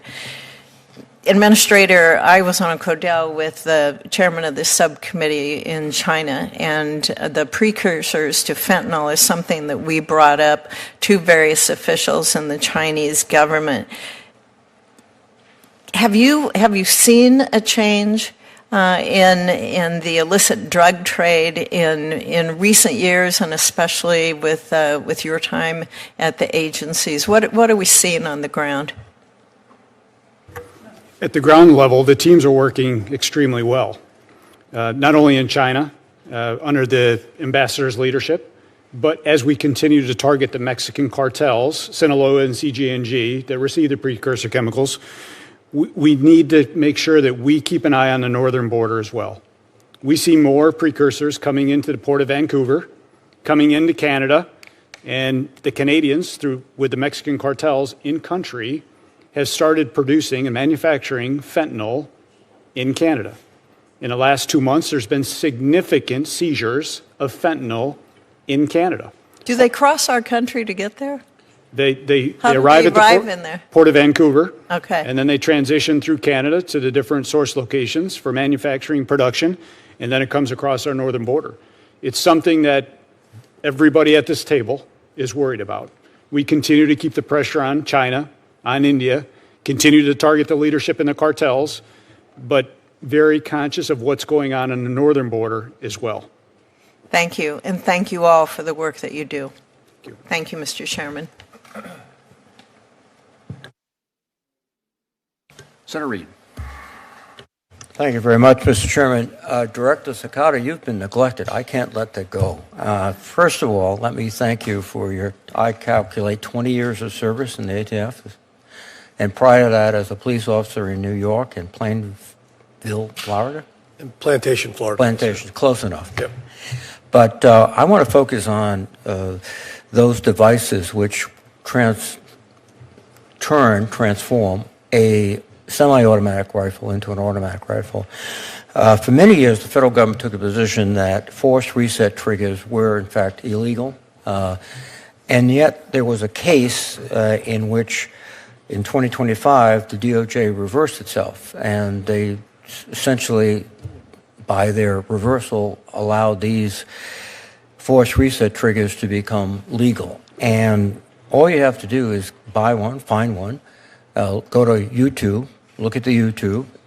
Takes about 2 minutes to put it in the weapon, and now you're firing at about 30 rounds in 4 seconds, which my experience, and I did professionally carry an M16, is that's an automatic weapon. What are we going to do to prevent these type of devices from getting out and raising the threat to the public? Good afternoon, Senator. Thank you for your question. I think just to stay focused on the topic of machine gun conversion devices, they come in all shapes and forms.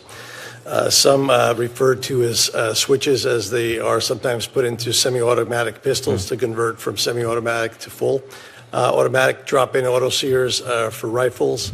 And ATF has been dealing with an issue related to this for many, many years. The technology has made this proliferate much easier because many of these are either 3D printed now or manufactured in China and shipped to the United States by the container load in some cases. As it relates to the force reset trigger, I'd like to answer that question. That particular type of device was litigated and settled with the Department of Justice not too long ago. I won't be able to comment too much on that specific settlement with the Department of Justice, but it relates to the force reset trigger itself. There are many other types of devices that convert firearms to shoot from semi-automatic to full auto. What we are doing with our partners, state and local partners, our federal partners, and our agents, the devices that have already been determined to be drop-in auto sears, other conversion devices, they remain the same. This settlement relates specifically to the force reset trigger made by Rare Breed. Yes. And I think there's a misconception that this applies to all types of trigger packs that are out there that increase the rate of fire that do not operate in the same way that the force reset trigger made by a Rare Breed does. So it's a very technical, nuanced matter, and our folks at ATF are asking our partners to initiate with us so we can actually examine these devices to see if they are under that settlement or if they actually fall into the other category. The Washington Post reported that the ATF's chief counsel, Rob Leader, objected to the settlement and reportedly thought that, quote, the devices are dangerous and the classification as machine gun should stand. Did you or your predecessor object to the finding? And is Mr. Leader's objection sound? He's an expert in the law of machine guns.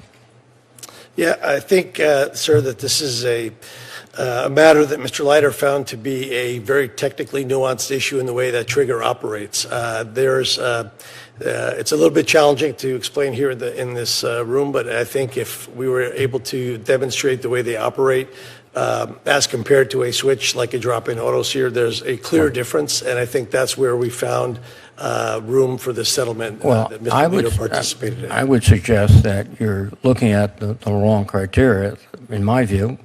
Based on, again, carrying an M16. It's the rate of fire. It's not the construction of the sear or it's a trigger effect.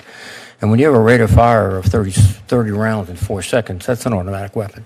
And I think that's the way you should characterize your weapons. If you need congressional support, please call me. If I may, sir, I think I understand where you're coming from, and the rate of fire, unfortunately, is not what the statute defines the machine gun by. So. Well, we should change the statute.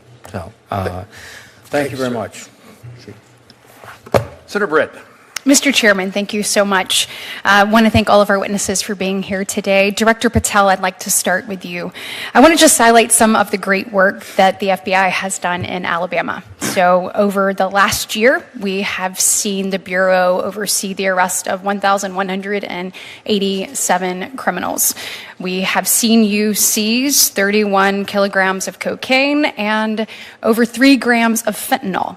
If you look over just the last 4 months alone, you have arrested 152 criminals, 15 of which have crimes related to human trafficking or crimes against children.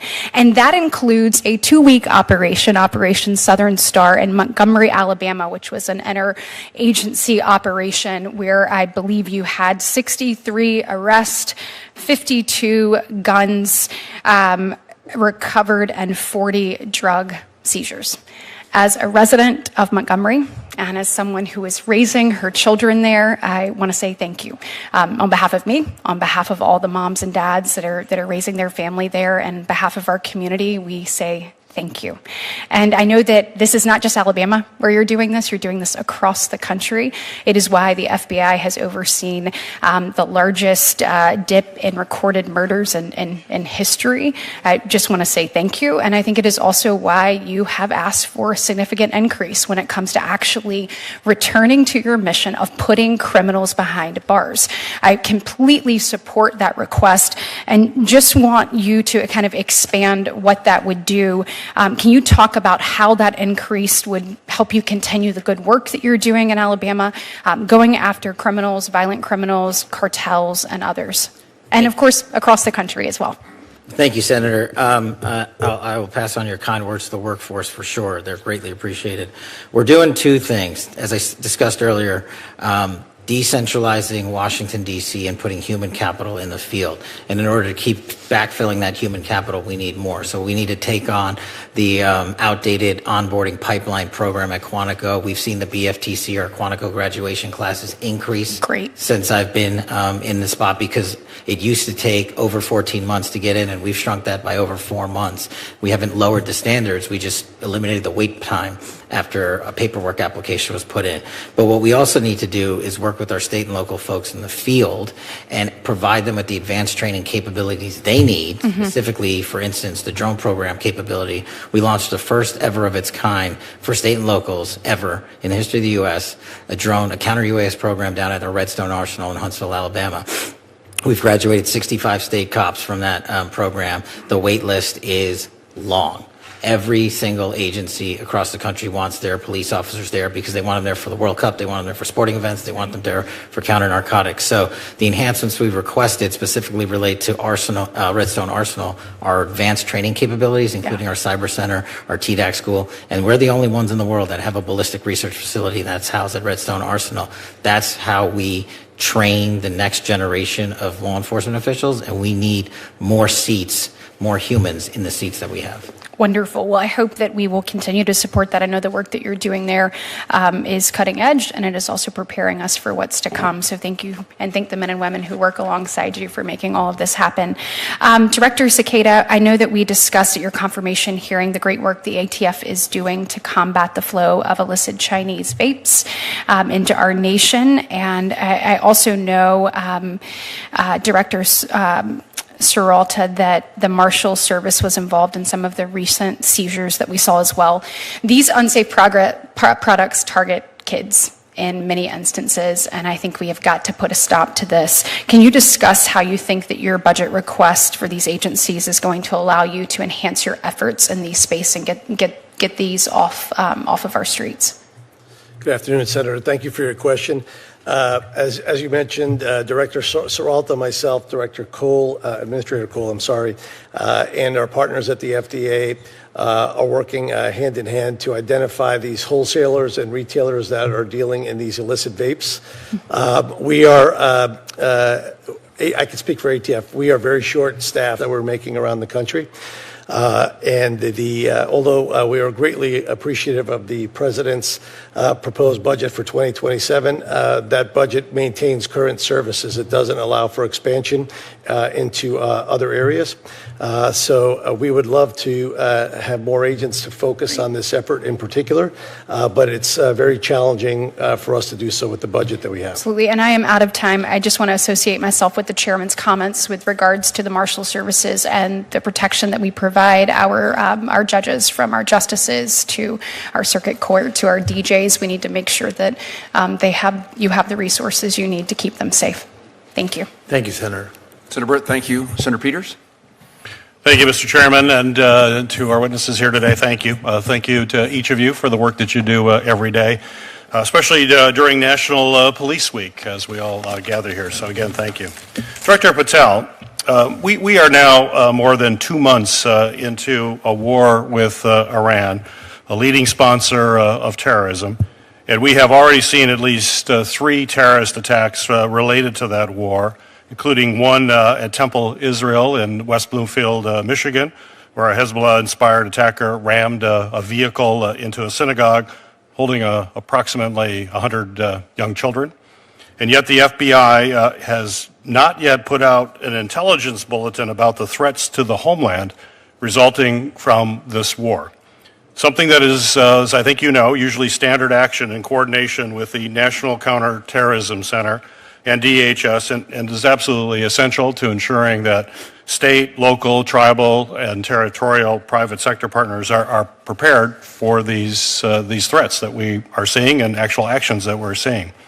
So my question for you, Director Patel, just to confirm, has the FBI, in coordination with NCTC and DHS, issued a joint Homeland Threat Intelligence Bulletin to state, local, tribal, territorial, and private sector partners on the threats from Iran and its proxies as a result of this war? I know we have pushed out numerous PSAs, and I believe through the ODNI we have spoken collectively on the matter, but on the synagogue attack, the FBI directly coordinated with the synagogue 3 weeks before and provided training, which the synagogue themselves stated helped prevent the loss of No, I agree with that. Certainly, I have a question later, but that was a good thing, absolutely. But is there a coordinated bulletin going out to all the entities that I mentioned? We have not found that bulletin. We have not seen that. That has been prior practice for the FBI. I'm wondering why this is different this time. That's my question. So what I'm saying is the FBI sent out PSAs to all our state and local partners, and I'll check with ODNI, but we should have sent out a coordinated, collected message out on that front. Well, if you could forward that to me, because we have not seen that. So I'd appreciate that if that's the case. If you could forward that to our office, I would appreciate it. Senator Peters, is a PSA the same thing that Senator Peters is asking about? Yes. Okay. Thanks. We'll see. I'm, as ranking member of Homeland Security and Government Affairs, Chairman Paul and I, working in a bipartisan way, Chairman Paul, have requested a committee briefing about these threats, about the threats related to what's happening as a result of the war in Iran. About a month and a half ago, we're still waiting to get that briefing from the FBI, and we're the Committee on Homeland Security in the U.S. Senate. Can I get a commitment from you that we will get that briefing as soon as possible? Absolutely. Good. Thank you. Director Patel, for decades, the FBI, in partnership with the Cybersecurity and Infrastructure Security Agency, has played an absolutely critical role in helping both state and local election officials defend against threats to our election. The FBI briefed election officials on both physical as well as cyber threats. It's helped political parties and campaigns secure their communication systems. That has investigated foreign influence operations, and it's investigated threats against our election workers. And the work was bipartisan, it was technical, and it was trusted over those years. However, today when we look at what the FBI is doing, it seems to be somewhat different. In January, the FBI seized more than 650 boxes of 2020 election materials from Fulton County, Georgia. In March, the FBI subpoenaed records from a 2020 election audit in Maricopa County, Arizona, an audit that itself actually reaffirmed President Biden's win. And in April, the Justice Department demanded that Wayne County, Michigan, the largest county in my state, turn over ballots from the 2024 election. So So Director Patel, my question is, why should state and local election officials trust the FBI to support them in actually keeping our elections free and fair when the FBI recently appears to be more focused on supporting baseless speculation and debunked conspiracy theories about both the 2020 and the 2024 election? Well, two things, Senator. Thank you. As to the execution of legal search processes, we went to federal and state magistrates, and like we do in any case, and received a ruling of probable cause to advance any investigations we're working on. As to the overall security of the election, that is of primary importance with us, which is why we at the FBI and me have installed ECCs, election county coordinators, in every single 56 field office that I have. We've also stood up a national security, election security post at headquarters for the upcoming midterm elections. And so we are continuing to keep that a priority and collect information as it comes in from overseas and also around the country. Well, that was my follow-up question there. I mean, but you know, what we've been seeing, some of these actions here are ones that are related to these debunked theories. But our officials want to know what is going to happen going forward. They're going to want to ensure that state and local elections are indeed going to be free and fair, and folks are being protected by the FBI. You mentioned a couple of initiatives. What is the main message that you want to tell right now to election officials all across the United States, that the FBI is actually going to be their partner to ensure, as we have seen in the past, free and fair elections that have occurred every single election in the United States in recent history, that it's also going to happen again this year? That's why we've prioritized and stood up these ECCs. That's why we've prioritized and stood up these national coordination centers. And that's why we're hand in glove embedded with CISA and DHS to ensure the integrity of this upcoming election. We have prioritized that. We have flexed more resources to that, including the personnel I've shifted out to the field. So they're not just at headquarters, are working on election security and election integrity around the country. Well, as you come before the Committee on Homeland Security, which I appreciate your commitment to have that briefing, we're going to want to do a deeper dive into that, and I would hope you'd be prepared to do it at that time, and you could commit to doing that. Thank you, Senator. Thank you. Thank you, Mr. Chairman.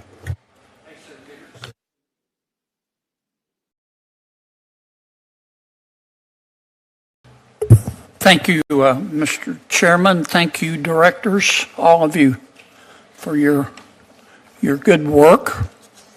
I'm sure you have figured out by now that you're not going to be able to make some people in Washington, D.C. happy.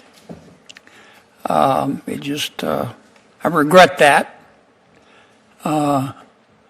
One of my colleagues talked, Director Patel, about you traveling too much.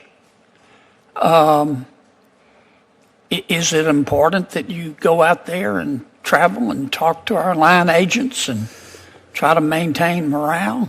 That's one of the most important parts of the job. And if I can, when it comes to travel, I've actually traveled 1/3 less for personal holidays than my prior two predecessors combined, and I've taken half as many days off as my prior predecessors combined. Have you ever seen United States senators travel, including overseas? Frequently. You've seen that? Yeah. Yes, sir. I want to ask you and Director Cole. I see where the Department of Justice, presumably with your cooperation and good background work, just indicted a governor in Mexico for working with cartels to poison our people, which everybody's entitled to a defense and they're innocent until proven guilty. But I saw none of that in the prior administration of trying to get serious. Tell me, I love the people of Mexico. They're just wonderful people. They're our neighbors. We buy a lot of their goods and they buy a lot of our goods. But help me understand why so many of the political leaders in Mexico cooperate so fully. Well, strike that. Tend to have very close ties with the drug cartels. Is it money? Is it power? Is it fear? And what do we do about it?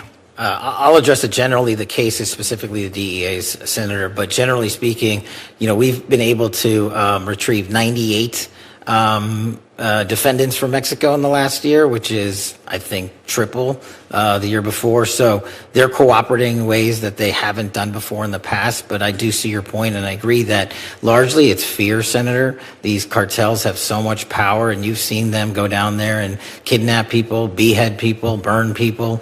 And I think it's a combination of the fear and a little bit of the corruption because of the influence they have with the amount of money they make from the narco trafficking trade, which is why we're prioritizing bringing it down. Mr. Director.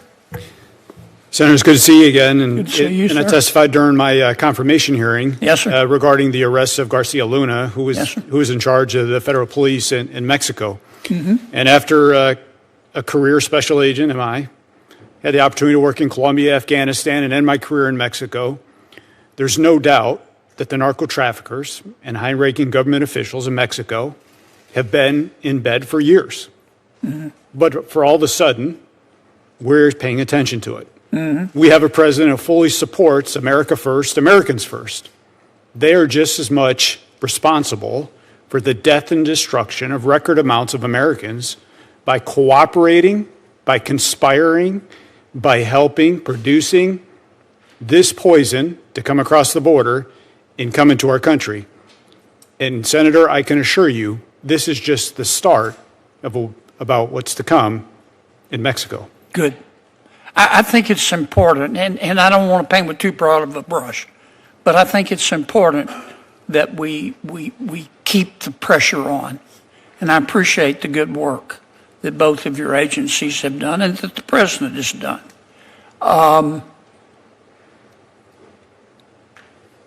Because when the current president didn't do this, but when a prior president of Mexico runs on a platform of hugs, not bullets, with respect to the cartels, that sort of speaks volumes about what they're willing to tolerate.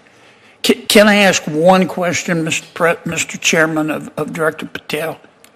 Tell me why we shouldn't require warrants under Section 702 when our intelligence people access the records of American citizens. I think you're referring to the query process of U.S. persons under 702, Senator. Yes, sir. Because under Section 702 as it stands, the collection from 702 is already lawfully collected under federal statute of overseas individuals targeted by the intelligence communities. And just to clarify, 702 is run separately by the FBI, the NSA, the CIA. They have their own separate 702 programs. So for us, in order to have the ability to defend the homeland appropriately, all we are doing when we run a query is we're asking that this selector popped, and we have no other information. So it would be factually and legally impossible to obtain probable cause because we just walk into a courtroom and say, we got this selector, it's connected with so-and-so lawfully collected information overseas. We can't tell you, Judge, anything else about it. They would say you don't have probable cause. And that's why the query system exists, to go in and see if they're actually connected to any terrorist activities or narcotics trafficking activities or otherwise. Thank you for your indulgence, Mr. Chairman. Senator Kennedy, thank you. Senator Murkowski. Thank you, Mr. Chairman. Gentlemen, thank you for being here today, your testimony. Last week, we recognized May 5th as a day to remember those who have gone murdered, missing, Indigenous persons.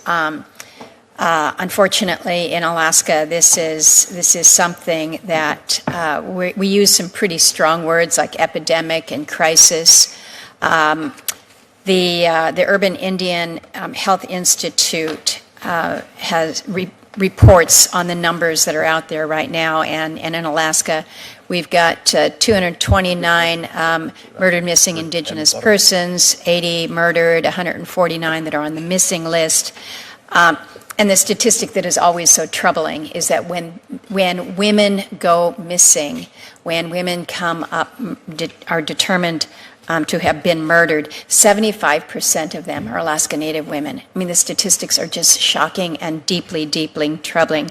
Alaska is the fourth highest state when it comes to murdered, missing indigenous women in the country. Obviously, we have a large indigenous population, but it is something where when you listen to the statements from so many Native women that they feel unsafe in their home communities. They feel unsafe in their villages, and they feel probably most unsafe in the biggest village, which is Anchorage. We're working on trying to make some headway here in this space, but we really need to understand where the gaps are. And we talk a lot about the data gaps. And so I'm raising this with you, Director Patel, and asking for your support and that of your team. You have great folks in Alaska, but I would suggest that given we have a small population, big landmass, and a problem and statistics that just don't match up to our demographics, that we need some help. We've got good cooperation between all of our federal agencies, working with our tribal partners and with the state. But I would just ask your commitment today that if you haven't already trained a focus in this area, that you will commit to helping us in Alaska. Absolutely, Senator. That's why we launched Operation Steadfast Promise, which is the first ever of its kind year-long campaign for crimes on tribal lands across the country, to include Alaska. And I'm proud to tell you today that one of the biggest problems I was informed about over the last 14 months was communication gaps. Yep. And the FBI, for the first time ever, completed its pilot program on the Navajo Reservation down in Phoenix area with Starlink capabilities. And we are now going to be delivering to every SAC Starlink capabilities specifically and solely for communications on tribal lands to conduct and investigate tribal investigations. Well, and I just might add that the communications is one thing amongst the law enforcement, but it's also communicating back to the families, Yes. the families that are so anxious. And this is where I think we have some real failures, if you will. And I'm stressing it with regards to Alaska, but it is Alaska Natives, but also American Indians, as you've pointed out there. So I appreciate your commitment on that level. I wanted to ask about your comment, Administrator Cole, when you were talking about the fentanyl that we're seeing coming from China into Canada and then coming back in. Vancouver is not too far away from where we're sitting over there in the Northwest. I want to just confirm that as we are focusing on intercepts at the southern border, we're not taking our eye off the ball when it comes to the northern border. And this is to you, Administrator Cole, when it comes to the drugs, but also to you, Director Patel, in terms of the terrorist threats that we may see, who may be looking to the northern border as perhaps being more porous, certainly longer in my state. So if the two of you can speak to that. Senator, from a DEA perspective, we're keeping our eye on Canada. We're going to open 2 more offices in Canada, proposed for 27. But we will continue to do outreach. We'll continue to work with the tribal and the Native Americans when it comes to educating them, providing them the resources. But number 2, the tremendous working relationship we have with the U.S. Postal Service, with intercepting packages that are leaving the states going into Alaska. For example, in April, we had a targeted enforcement where we got 10 kilos of fentanyl in multiple packages that were going into Alaska, and 5 kilos of methamphetamine that were leaving domestically going into Alaska as well. So this is the importance of the holistic approach, opening more offices, but keeping our eye on this cause and effect that we see from the Mexican cartels now entering into Canada.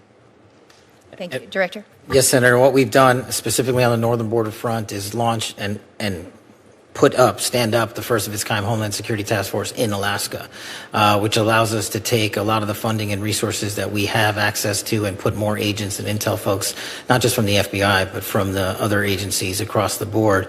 And what we've also focused on, at least at the FBI, is working with our Canadian partners on the production capabilities that the drug traffickers have moved up to the north of our border, and specifically fly it into Alaska and also into mainland America on tribal lands. And we've had some success there working with our Canadian partners because the drug traffickers got smart with the securitization of the southern border and moved it up there. So we're tackling that with our seized partners. Thank you for not taking the ball off that. I have a question for Director Serralta regarding the federal detention facility in Alaska. We do not have a federal detention facility in our state, so all federal inmates either have to be housed at a state prison, or more often they're just sent out of state. And it has at considerable cost to our U.S. Marshals to transport these federal inmates. We have asked for a feasibility study to determine whether it's now time to do that. The last time that this was reviewed was over 20 years ago at Senator Stevens' request. I've got report language in a past appropriations bill about a new study, but quite honestly, the response that we received from the department has been pretty lacking in detail, and so I would ask you, Director, if you'd be willing to take a look at this and have a conversation with us about the need in the state of Alaska. Senator, thank you for your question. The answer to your question is yes. I'm willing to look at anything that will facilitate the processing of prisoners in a safe manner. However, I have to notate that we use about 80% of our jails are state and locals. That's throughout the nation, so it's not uncommon. However, there is perhaps a Bureau of Prison prison project that may work well in Alaska, but I would have to see what. I'd look forward to a conversation with you about it. We unfortunately don't have anything that comes cheap when it comes to taking care of our federal inmates, whether it's on the state side or shipping them out. And so it is a cost matter, but it also is a great burden on our U.S. Marshals. It and sure I is. appreciate the good Thank work you. that you do. Thank you, Mr. Chairman. Thank you. Thank you, Senator Murkowski. Senator Van Hollen and I are going to just have a couple of wrap-up questions, and then we'll conclude the hearing, and I'll turn to Senator Van Hollen.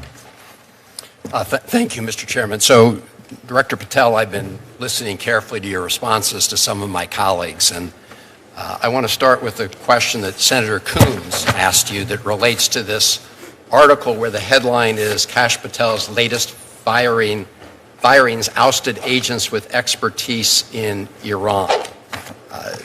The article says that these individuals were fired for their role in the classified documents investigations of Donald Trump. First of all, is that true? The article, just like all the other articles you cited, is false, and there's ongoing litigation, so I can't address it. Okay. You did answer Senator Coons, and I understood your answer to be that the people that were fired, that none of them were part of the group that had Iran expertise. Is that your answer? No, he asked if they were Iran experts. I said they were not. Were the group fired? Did it include people who were Iran experts? No. Did it include people who were involved in counter-espionage activities with respect to Iran? I don't have the list in front of me. So you don't know whether or not you fired people with counter-espionage experience with respect to Iran. You don't know the answer to that question. I terminated anyone and everyone that weaponized law enforcement. I see. So it was related, obviously, to the classified documents case. So that's not what I said. Well, Director Patel, I understood you to say in response to Senator Murray that you've not redirected FBI resources toward the immigration enforcement effort. That's not what I said. Okay. Have you redirected resources away from your core FBI responsibilities toward the mass deportation effort? No one at the FBI has been permanently reassigned on the immigration front, and when we pull the numbers, the FBI's overall operational field expenditures surged periodically for immigration enforcement activities, including the arrest of 2,000 people with direct ties to foreign terrorist organizations, was 2.4%. So, okay, so the key word there, I guess, was permanently. You have not permanently reassigned. Is that what you reassigned temporarily? Surges, yes, sir. Okay. Have you had a chance to listen to or read about Brian Driscoll's statements about what you said to him and the reasons for his firing? No, I have not, sir. So let me just say this, Mr. Director.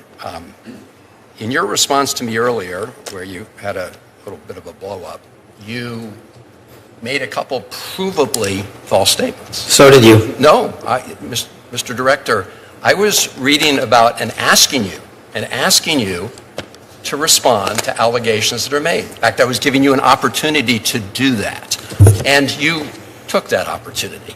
But in the process, you made these provably false statements that I know are sort of like urban legend in right-wing media about margaritas in El Salvador, which is provably false. And so coming from the mouth of an FBI director to make provably false statements in a hearing like this is extremely troubling. And it leads me to ask whether or not the other things you've been saying are false statements. And so because that's a provably false statement. You made a couple others that are provably false. And this is from the mouth of the FBI director. The only one that made false statements is you. My final question to you, Mr. Director, is do you know that it is a crime to lie to Congress? Do you know that? That's my last question. I have not lied to Congress. I didn't ask you that. Lied to Congress is you. Do you? I'm not testifying here, sir, and I don't lie. Maybe the next time you run up a $7,000 bar tab, we can talk about it. Well, see, there you go, lying again. You suggested in the FEC report. I'll post it right now. You suggested it was public. It wasn't public money, as you know. That was for a 50-member staff party. So it was a $7,000 bar tab. Mr. Patel, I'm glad. Let me just say in closing, Mr. Chairman, two things. I'm glad that you have agreed to take the test regarding, whether you have alcohol problems. I'm glad you agreed with me to do that. You still haven't answered my final question.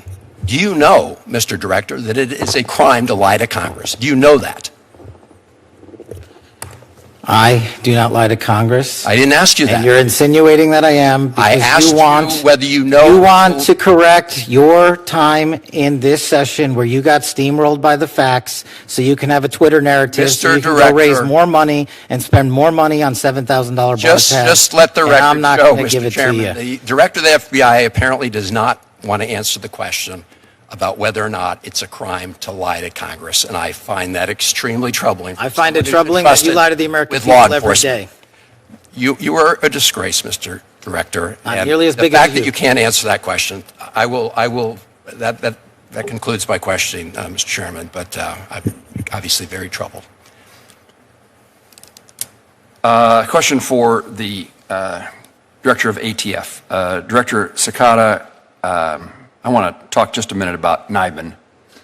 I don't need to explain to you what NIBIN is, but it is a very useful tool in involving violent crimes and illegal firearms. While I strongly support the Second Amendment and the right of law-abiding citizens to own guns and carry guns, I also believe that the responsibility we have with law enforcement is to make certain you have the tools to target violent criminals who use firearms to terrorize communities. Your budget requests a program increase of $7.8 million to support NIBIN. I wanted to give you the opportunity for me to hear the reason for that increase and how that tool will be helpful to law enforcement officials in my home state of Kansas. Good afternoon, Senator. Thank you again for your question and your support of ATF, in particular with the crime gun intelligence services that we provide to our state and local partners. NIBIN is one of the three legs to the stool of crime gun intelligence and probably one of the most important. Our correlation review specialists are housed in two facilities, one in Huntsville, Alabama, and one in Wichita. They review approximately 3,000 images per day that are received from our state and local partners. Those images are fired cartridge casings that are recovered in crime scenes from across the country. And those experts, which we call correlation review specialists, have a capacity as to how many images they can review over their 8-hour shift and be able to successfully match to a crime scene out in the field. We currently run 2 shifts, about 16 hours a day, in both of those facilities, and we service approximately 12,000 police departments around the country. We have a pending backlog of about 30 police departments that are waiting to be added to NIBIN, and many more that are seeking support in acquiring a brass tracks machine, which is the actual machine that takes the images of either the fired cartridge casing or a test-fired casing on a firearm we would recover from a crime scene. The capacity is pretty much capped right now. And we have a number of issues we're dealing with. In 2027, about 226 brass tracks machines go end of life around the country for our state and local partners. Those partners do not have a budget to replace those machines, which would mean that the critical services we provide and the way those departments are interdependent on one another to share that intelligence, because often shooters come to one city, commit a shooting with their firearm, but live in another city and use those firearms in those other cities. We actually develop quite often the leads from the adjoining city. So it's critical for us to have the money to keep on modernizing the system and to be able to take on the additional capacity that our state and local partners require ATF to be able to handle as we continue to tackle this problem of violent crime attributed to violent felons around the country. And that's the purpose of the $7-point-something million. A portion of it, yes, sir. Okay. And it used to be, let me understand about this. Do you provide the necessary device for local law enforcement to make that finding that they then forward to the NIBIN Center? So that the device is called the brass tracks machine. The brass tracks machine? Yes, sir. And do you provide that to local law enforcement? We in the past have purchased it for the local police department at a cost of approximately $300,000 per machine, $200,000 for the machine plus about $100,000 for 5 years of service. And the widespread use of that machine is hugely important to the success of the overall mission of identifying and correlating. That's correct. If you don't have the ability to input the information, then the system is less valuable. That's correct. It's if I was to compare it to AFIS on the fingerprint side, the more fingerprints you have in the system, the more likely you will come back with a successful match. Director Patel, let me ask you about what should I be worrying about? Kansas City is one of the host cities for the World Cup, a significant presence, and we've had, with your help, we've had a hearing in this subcommittee along with the Senator Britt's subcommittee on Homeland Security, looking at the security issues for places across the country associated with the World Cup. I wasn't able to ask you this question at the time, but just what are your worries and what should I be worrying about in trying to help Kansas City and other communities have the necessary safety and security for the people who attend? For Kansas City, for any host cities, for any base camp cities, it's the same message. Our best partners are our state and local partners, and are providing the training that we do for our counter UAS program to our host cities and our base camp cities is critical to that, but also deploying during the World Cup events to all the major cities across the country, including our SABTs, our bomb technicians, and our evidence response techs. We are prepared and already put out a program to surge to those cities ahead of time and during the World Cup staging events. We've also completed or will complete 300,000 background checks for individuals coming associated with the FIFA World Cup. So we run them against our background holdings along with the other federal law enforcement partners agencies, and then we push that back out to the field. But the best thing that the communities can do, because the communities are the best partners for the FBI, is the communities and the state and locals online can help us monitor.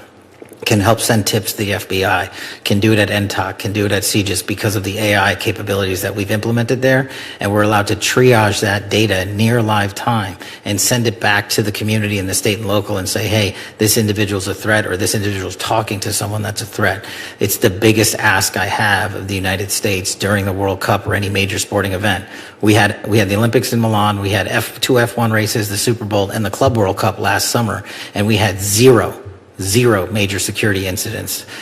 We've learned from each and every one of those with our international partners and our state and federal partners, and we're well prepared for the upcoming World Cup across America, which is going to have 3 million people come visit, both Canada and America and also Mexico.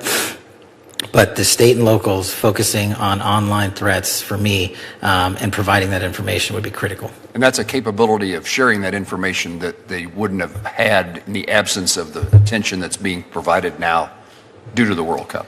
Absolutely. And also data on the sidelines, as I said earlier, might as well not be collected. So that's why we took the AI tools for the first time ever and applied them against triaging that data that comes in on the NTOC, our tip lines, and in our criminal justice information systems. We're able to go through all of that, including foreign language, and triage that, and foreign social media posts and triage that.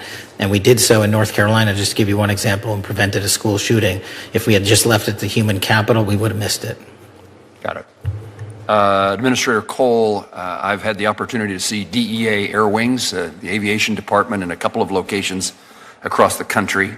I wanted to give you a moment to speak toward the current state of the DEA's aviation fleet, modernization or recapitalization needs the agency is facing. We've tried to pay some attention toward recapitalizing the DEA and other law enforcement agencies' air fleet, but I can't imagine that we're any place close to where it ought to be. No, sir, we aren't, but thank you for your continued support of DEA Aviation. We recently sold one of our Challenger jets, and we're going to use those proceeds back to buy another King Air. The King Air is the workhorse of our agency, not only domestically but internationally. It's been our workhorse in Colombia and soon to be going back to Mexico. So it's much needed. We will continue to streamline our efforts, continue to enforce the importance of aviation, especially with surveillance. But it's a force protector for our men and women that are on the ground every single day as well. So thank you for your support. And how does the budget request address that issue of recapitalization? The budget address will help with the purchase of the new aircraft, but it'll also allow us to ensure that our aviation fleet is always modern, safe, and very efficient. Let me turn again to you, though, Administrator Cole. Southwest Kansas sits in a major trafficking corridor, face, in my view, unique challenges tied to narcotics trafficking, specifically the movement of fentanyl and this is the second time I haven't been able to say words. Methamphetamines, thank you.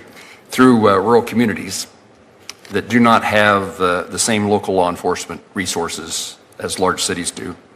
The DEA has been willing to establish a position in Garden City, and I appreciate that. Would you speak to what additional steps the DEA is taking to incentivize agents to locate in a place like Garden City, which to me is a very fine place, but is rural, and it's considered a small town by many, but one of the largest that I represent.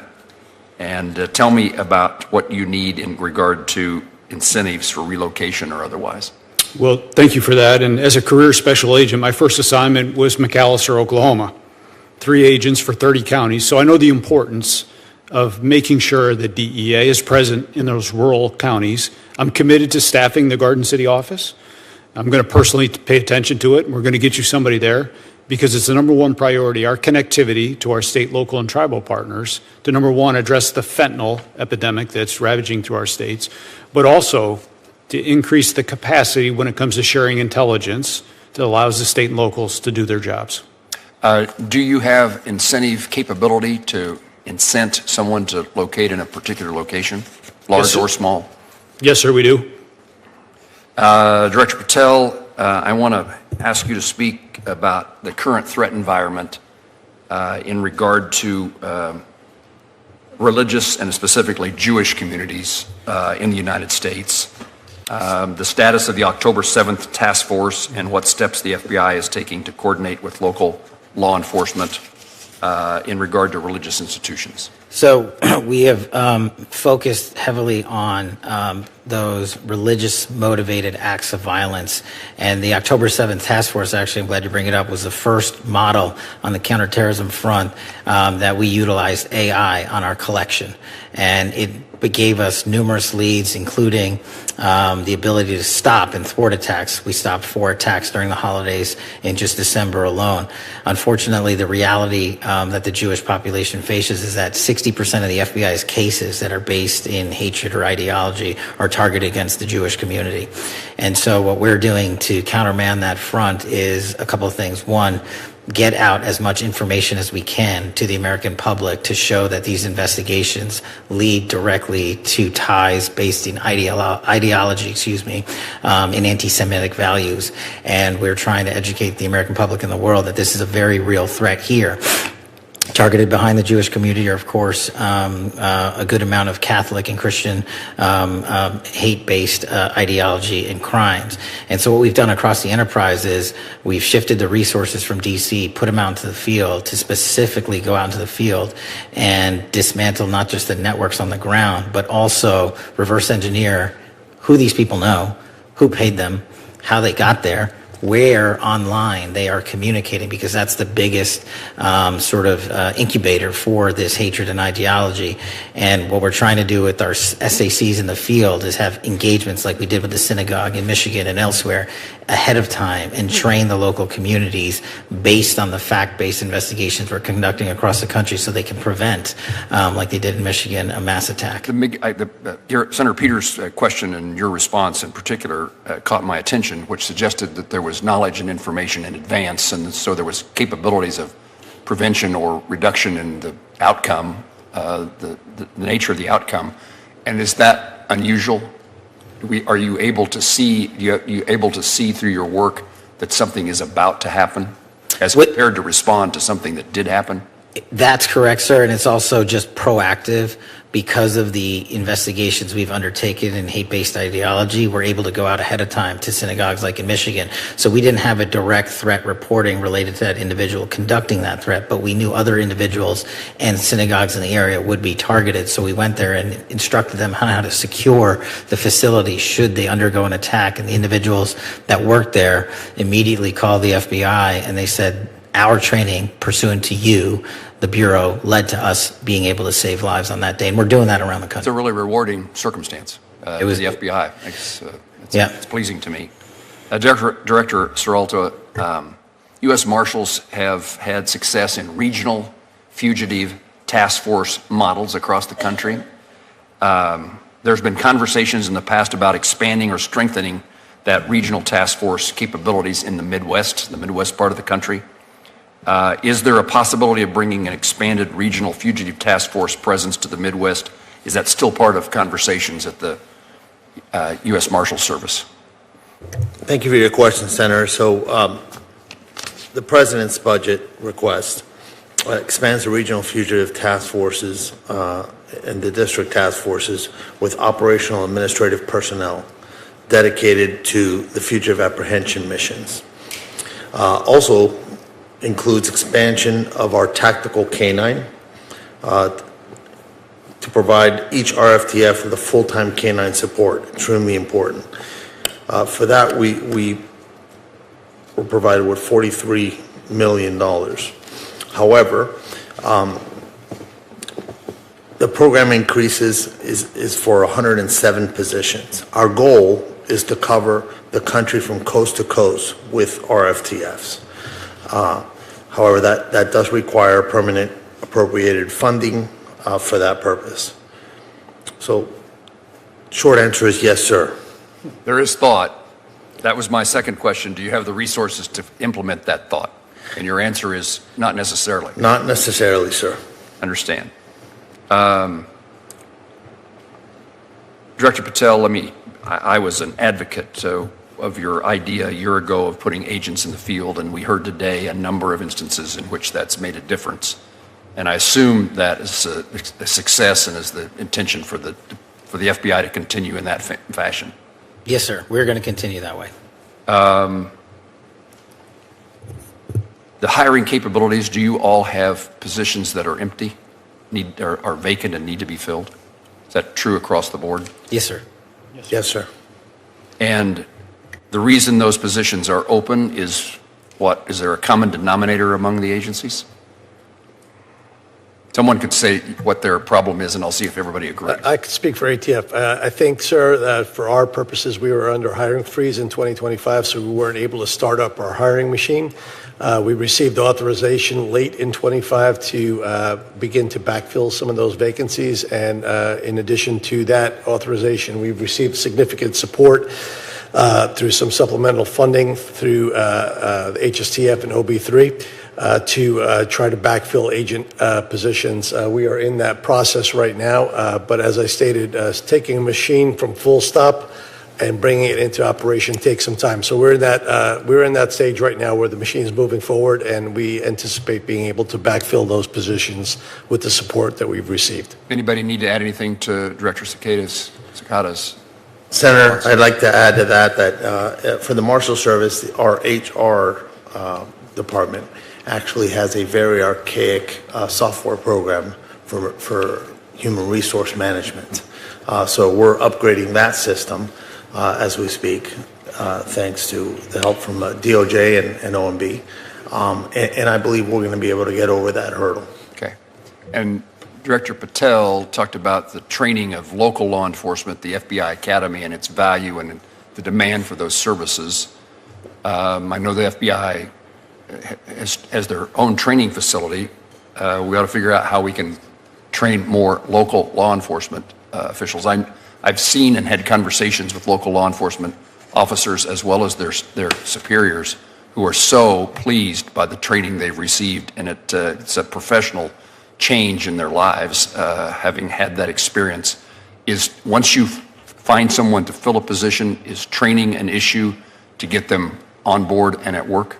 I think there's two pieces to that. The National Academy to train our state and locals, for whatever reason, they had capped it before I got there, and everybody across the country wanted more slots. So I'm putting 200 more police officers through our National Academy here, 50 more per class. That problem you're apparently solving, right? Yeah, that one we've solved. On the BFTC side of the house for the special agents, what our lag was there was essentially 100 days from once you submit a piece of paper, your application, to say, I would like to come do this, and for them to just receive an interview. So we eliminated the lag time. So we took off almost 4 months of lag time. And because of that, our BFT classes have started going up. And so our recruiting has also been heavily invested in to recruit around the country. And so we're filling the billets. And as soon as you graduate BFTC, you go immediately to your field office assignment. There's no, literally the day after graduation, you report for duty. Let me ask the other agencies, if you're successful in recruiting, do you have the capacity then to train and put that new agent in the field at work? Senator, from DEA perspective, since we're back to global enforcement, we have no shortage of applicants, and we have space. We have our own academy next to the FBI Academy at Quantico. So we've been running significant classes through the academy. Okay. Yes, sir. U.S. Marshals and ATF? From the Marshals Service perspective, we use FLETC. They have accommodated an increase in classes to date, and we have a great working relationship, but would explore other methods if they're available. Okay. And the same for us, sir. We also have our agents go through FLETC, and FLETC has accommodated us by providing double the number of classes that we are normally slated for 27. Thank you. Only other comment I'd make, and then we'll close the hearing, is the Homeland Security task forces that we were accustomed to OCDEF prior to that. Now we have HSTFs. We're working, and if there's ways that we can be of help, maybe that's the way for me to say it. Homeland Security needs to make reimbursements to the various agencies, and so we're working to make sure that that happens in a timely fashion. I would guess DHS, because of a number of reasons, is administrative challenges in the last few months, maybe is slow in accomplishing that, but we recognize the money that needs to be transferred to get to the agencies to participate in the joint efforts. That makes sense. Am I missing something? Okay. Yes, sir. I'm not going to ask that question this time. If there's no further questions, senators may submit additional records for the subcommittee's official hearing record. We request the director and administrator's response within 30 days. Subcommittee stands in recess, subject to call of the chair.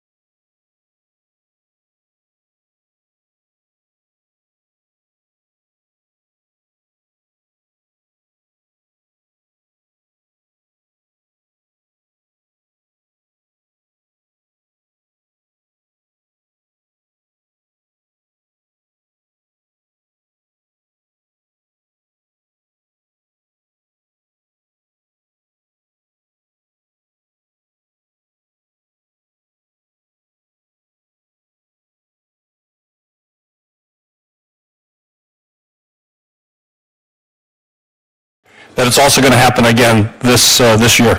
That's why we've prioritized and stood up these ECCs. That's why we've prioritized and stood up these national coordination centers. And that's why we're hand in glove embedded with CISA and DHS to ensure the integrity of this upcoming election. We have prioritized that. We have flexed more resources to that, including the personnel I've shifted out to the field. So they're not just at headquarters, are working on election security and election integrity around the country. Well, as you come before the Committee on Homeland Security, which I appreciate your commitment to have that briefing, we're going to want to do a deeper dive into that. I would hope you'd be prepared to do it at that time, and you could commit to doing that. Thank you, Senator. Thank you. Thank you, Mr. Chairman.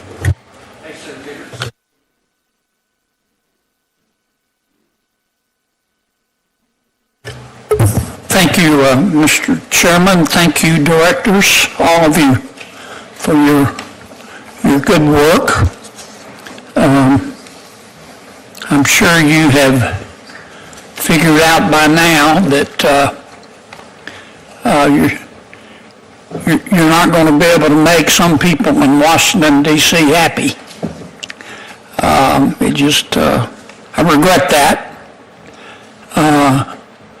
One of my colleagues talks, Director Patel, about you traveling too much. Is it important that you go out there and travel and talk to our line agents and try to maintain morale? That's one of the most important parts of the job, and if I can, when it comes to travel, I've actually traveled 1/3 less for personal holidays than my prior two predecessors combined, and I've taken half as many days off as my prior predecessors combined. Have you ever seen United States senators travel, including overseas? Frequently. You've seen that? Yeah. Yes, sir. I want to ask you and Director Cole.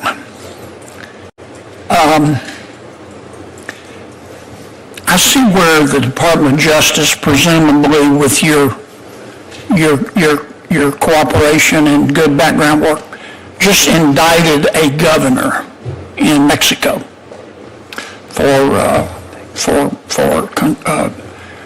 working with cartels to poison our people, which everybody's entitled to a defense and they're innocent until proven guilty. But I saw none of that in the prior administration of trying to get serious. Tell me, I love the people in Mexico. They're just wonderful people. They're our neighbors. We buy a lot of their goods and they buy a lot of our goods. But help me understand why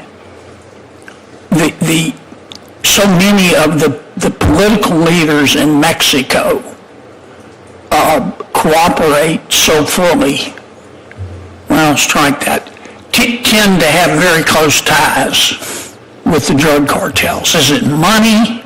Is it power? Is it fear? And what do we do about it? I'll address it generally. The case is specifically the DEA's, Senator, but generally speaking, we've been able to retrieve 98 defendants from Mexico in the last year, which is, I think, triple the year before. So they're cooperating in ways that they haven't done before in the past. But I do see your point, and I agree that largely it's fear, Senator. These cartels have so much power, and you've seen them go down there and kidnap people, behead people, burn people. And I think it's a combination of the fear and a little bit of the corruption because of the influence they have with the amount of money they make from the narco trafficking trade, which is why we're prioritizing bringing it down. Mr. Director. Senator, it's good to see you again. And I testified during my confirmation hearing regarding the arrest of Garcia Luna, who was in charge of the federal police in Mexico. And after a career special agent, and I had the opportunity to work in Colombia, Afghanistan, and end my career in Mexico, there's no doubt that the narco traffickers and high-ranking government officials in Mexico have been in bed for years. But for all of a sudden, we're paying attention to it. We have a president. Support your agencies. I appreciate their service in Kansas. Kansans appreciate their service at home and in our country, and our country is safer because of what they do. Traditionally, the subcommittee has only received a budget defense from the Attorney General on behalf of the entire Department of Justice and the Director of the FBI. As the chairman of this subcommittee, I've had the opportunity to meet with many dedicated professional law enforcement officers and staff at ATF, the DEA, FBI, and United States Marshals Service. I've long believed that these agencies, they also deserve, in addition to the FBI, in addition to the Department of Justice, the opportunity to explain to this committee the resources they need to execute their missions. Each of you, all these agencies are important, and I want this subcommittee to be able to hear from you and to ask you questions regarding your budget requests. Our witnesses will discuss their budget requests in greater detail today, so I'll only note that each component has requested an increase above the FY 2026 enacted levels. We've had several years of relatively flat budgets, and in the case of ATF, significant reductions.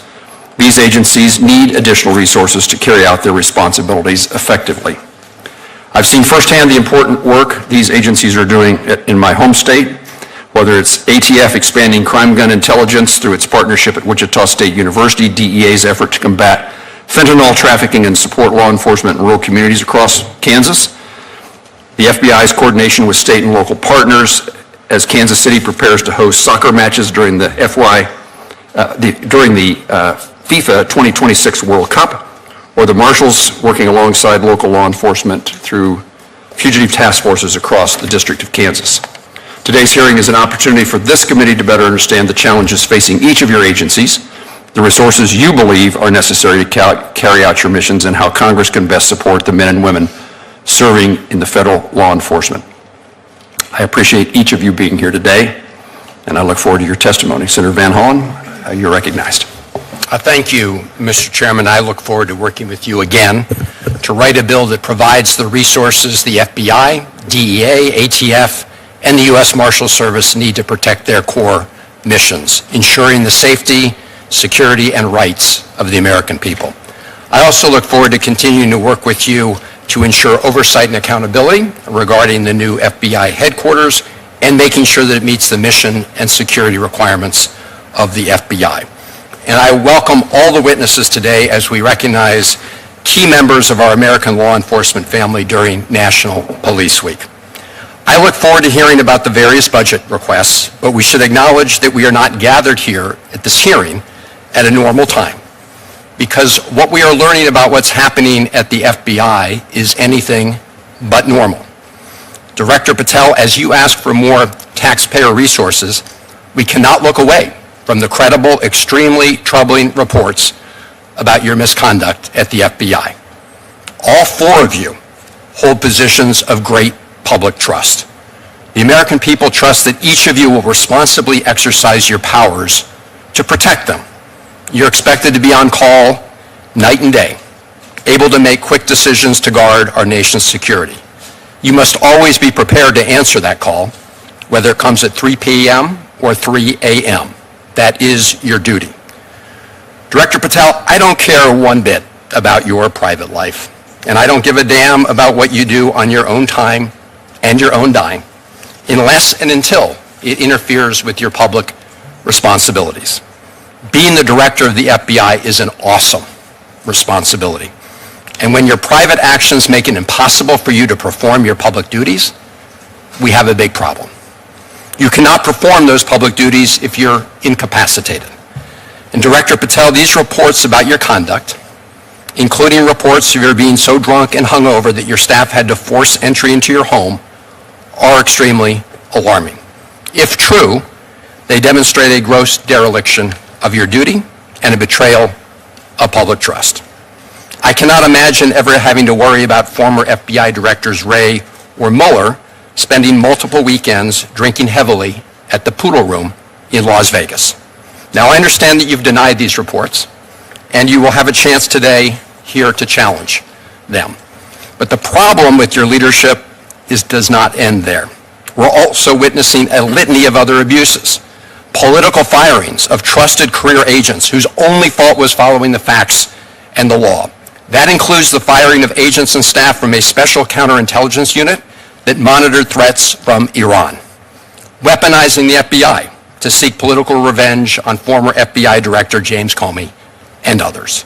using FBI investigative resources to go after journalists who write stories that you don't like. And just this morning, we learned more details about your firing of Brian Driscoll, a decorated FBI special agent with nearly 2 decades of experience. He claims in an interview that you made clear that his failure at the FBI was tied to, that his future at the FBI was tied to his political allegiance to Donald Trump. So you're asking for more resources at a time that you're misspending valuable resources on political revenge instead of focusing on defending our national security. I'm pleased, as the chairman said, that all of your agencies noticed our bipartisan opposition to the deep cuts from last year and have presented more robust plans this year. There are still major gaps to be addressed. One notable example among the DOJ programs is the elimination of the Organized Crime Drug Enforcement Task Forces. As I understand it, DEA was oddly sidelined in this process. I'm also concerned about diverting resources away from core missions of each of your agencies to fuel President Trump's mass deportation agenda. Trump told us he was going after the, quote, worst of the worst, who posed a danger to our communities. That would be fine. But if you look at the Department of Homeland Security's own data, overwhelmingly the people being targeted and locked up pose no risk to public safety. So when you divert resources away from fighting serious violent crime to locking people up who mostly don't pose a risk to public safety, you're making us less, not more safe. Let me close by thanking the thousands of law enforcement personnel, both local, state, and federal, who work tirelessly each day to keep us all safe. And I look forward to the hearing and discussion today. Thank you, Mr. Chairman. You're welcome. You're welcome, Ranking Member. I look forward to working with you as we work our way through these budget requests and our appropriations process. I now recognize our witnesses for their testimony, and I recognize the Director of the FBI, Kash Patel. Good afternoon, Chairman Moran, Ranking Member Van Hollen, and members of the subcommittee. Thank you for inviting me to represent the FBI's fiscal year 2027. It's an honor to represent the 36,000 men and women of the FBI that serve around the country and around the world, especially during Police Week. Director, would you pull the mic closer, please? Of course. Thank you. This week, especially for Police Week, we pause to commemorate the incredible dedication and bravery of our law enforcement communities across the country, who stand on the front lines and shield our citizens from dangers and threaten our everyday way of life. Every day, the FBI safeguards our nation's safety and security with our law enforcement partners. To achieve our no-fail mission, we fully support the President's budget proposal for the FBI for $12.53 billion to get us right-sized. Before getting into specifics, I'd like to highlight that the importance of the FBI mission is never more important than at this critical time, especially during the recent violent attacks during the White House Correspondents' Dinner, which all too many of us were there. I was proud that the FBI within moments immediately jumped into action, launched a bi-coastal investigation, launched fixed-wing and rotary assets and men and women in evidence response teams, bond technicians, and interviews. And within 24 hours, we had that evidence from California to Boston, back in Washington, D.C., and the individual was charged. That is truly exemplary work by the interagency and our state and local partners and the men and women of the FBI. Thanks to the brilliant personnel at the FBI, this year has been truly historic in the reduction of crime. It has been a record-breaking year. We have seen in 2025 alone a historic 20-point decline in the nation's murder rate. We also saw 44,000 violent offenders arrested by this FBI last year alone. To put that in perspective, that's twice as many violent offenders arrested in all of 2024. The FBI seized more than 2,200 kilograms of fentanyl last year. That's a 31% increase from 2024. That's enough to kill 180 million Americans across this country. The FBI arrested 8 of our top 10 most wanted fugitives in just 14 months. To put that in perspective, that's double the number of the entirety of the prior administration. We've made over 3,000 arrests and seized over 1,000 firearms at the border, including 90 high-value targets from Mexico brought here for prosecution.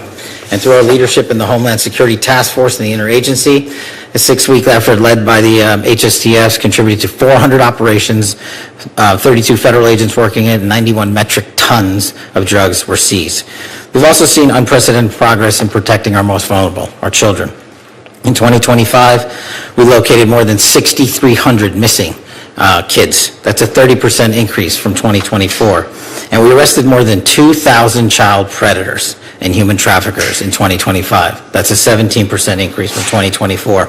We also wiped out 4 million pedophile accounts off the dark web entirely.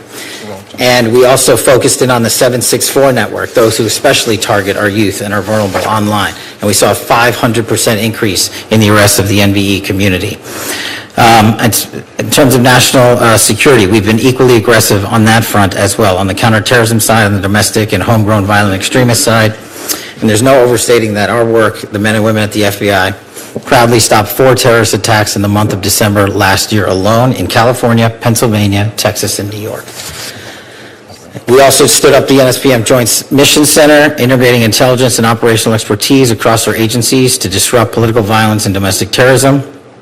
We finally empowered our capabilities at the FBI with an AI advancement that the FBI workforce has not seen. This FBI is up using AI 230% across our enterprise.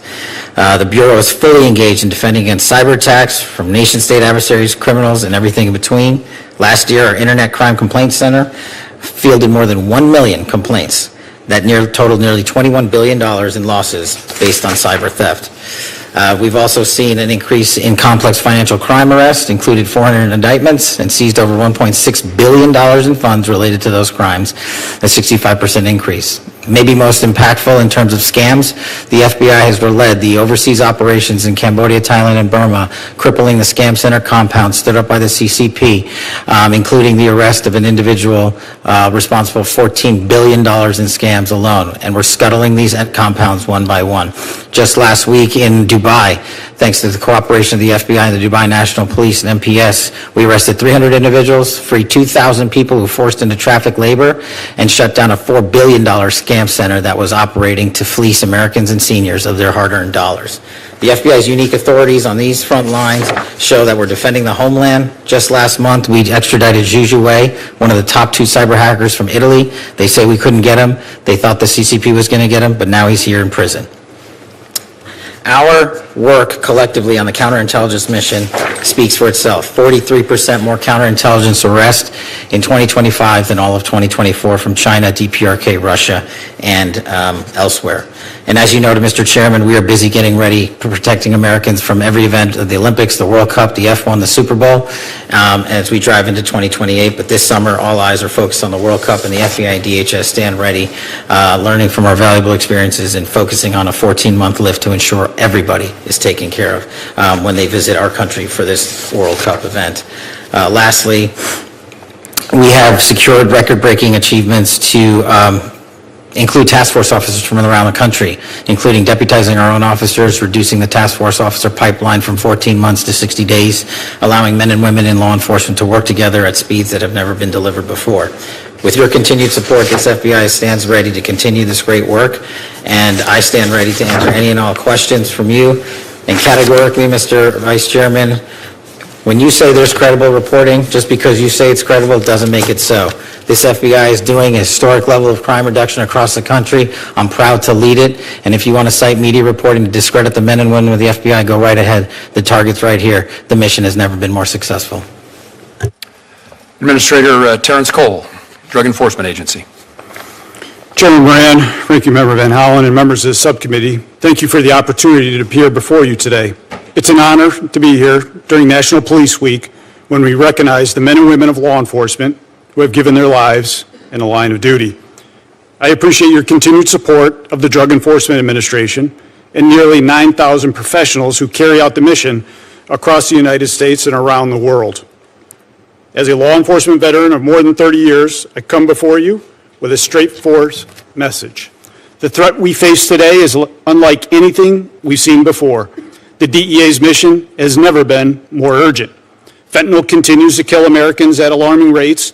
It's not just another drug threat, it's a weapon of mass destruction. Measured in American lives lost every day, it's produced and distributed by transnational criminal organizations that have industrialized death for profit. The Sinaloa and Jalisco New Generation cartels, now designated foreign terrorist organizations, are driving this crisis.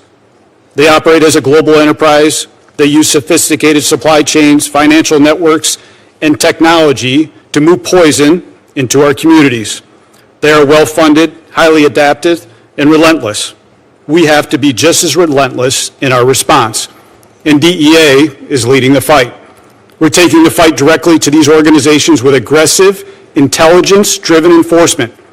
Our focus is clear: target leadership, break their command and control, disrupt supply chains, hold accountable those who profit from the addiction and death, including the global networks that supply precursor chemicals to make fentanyl production possible.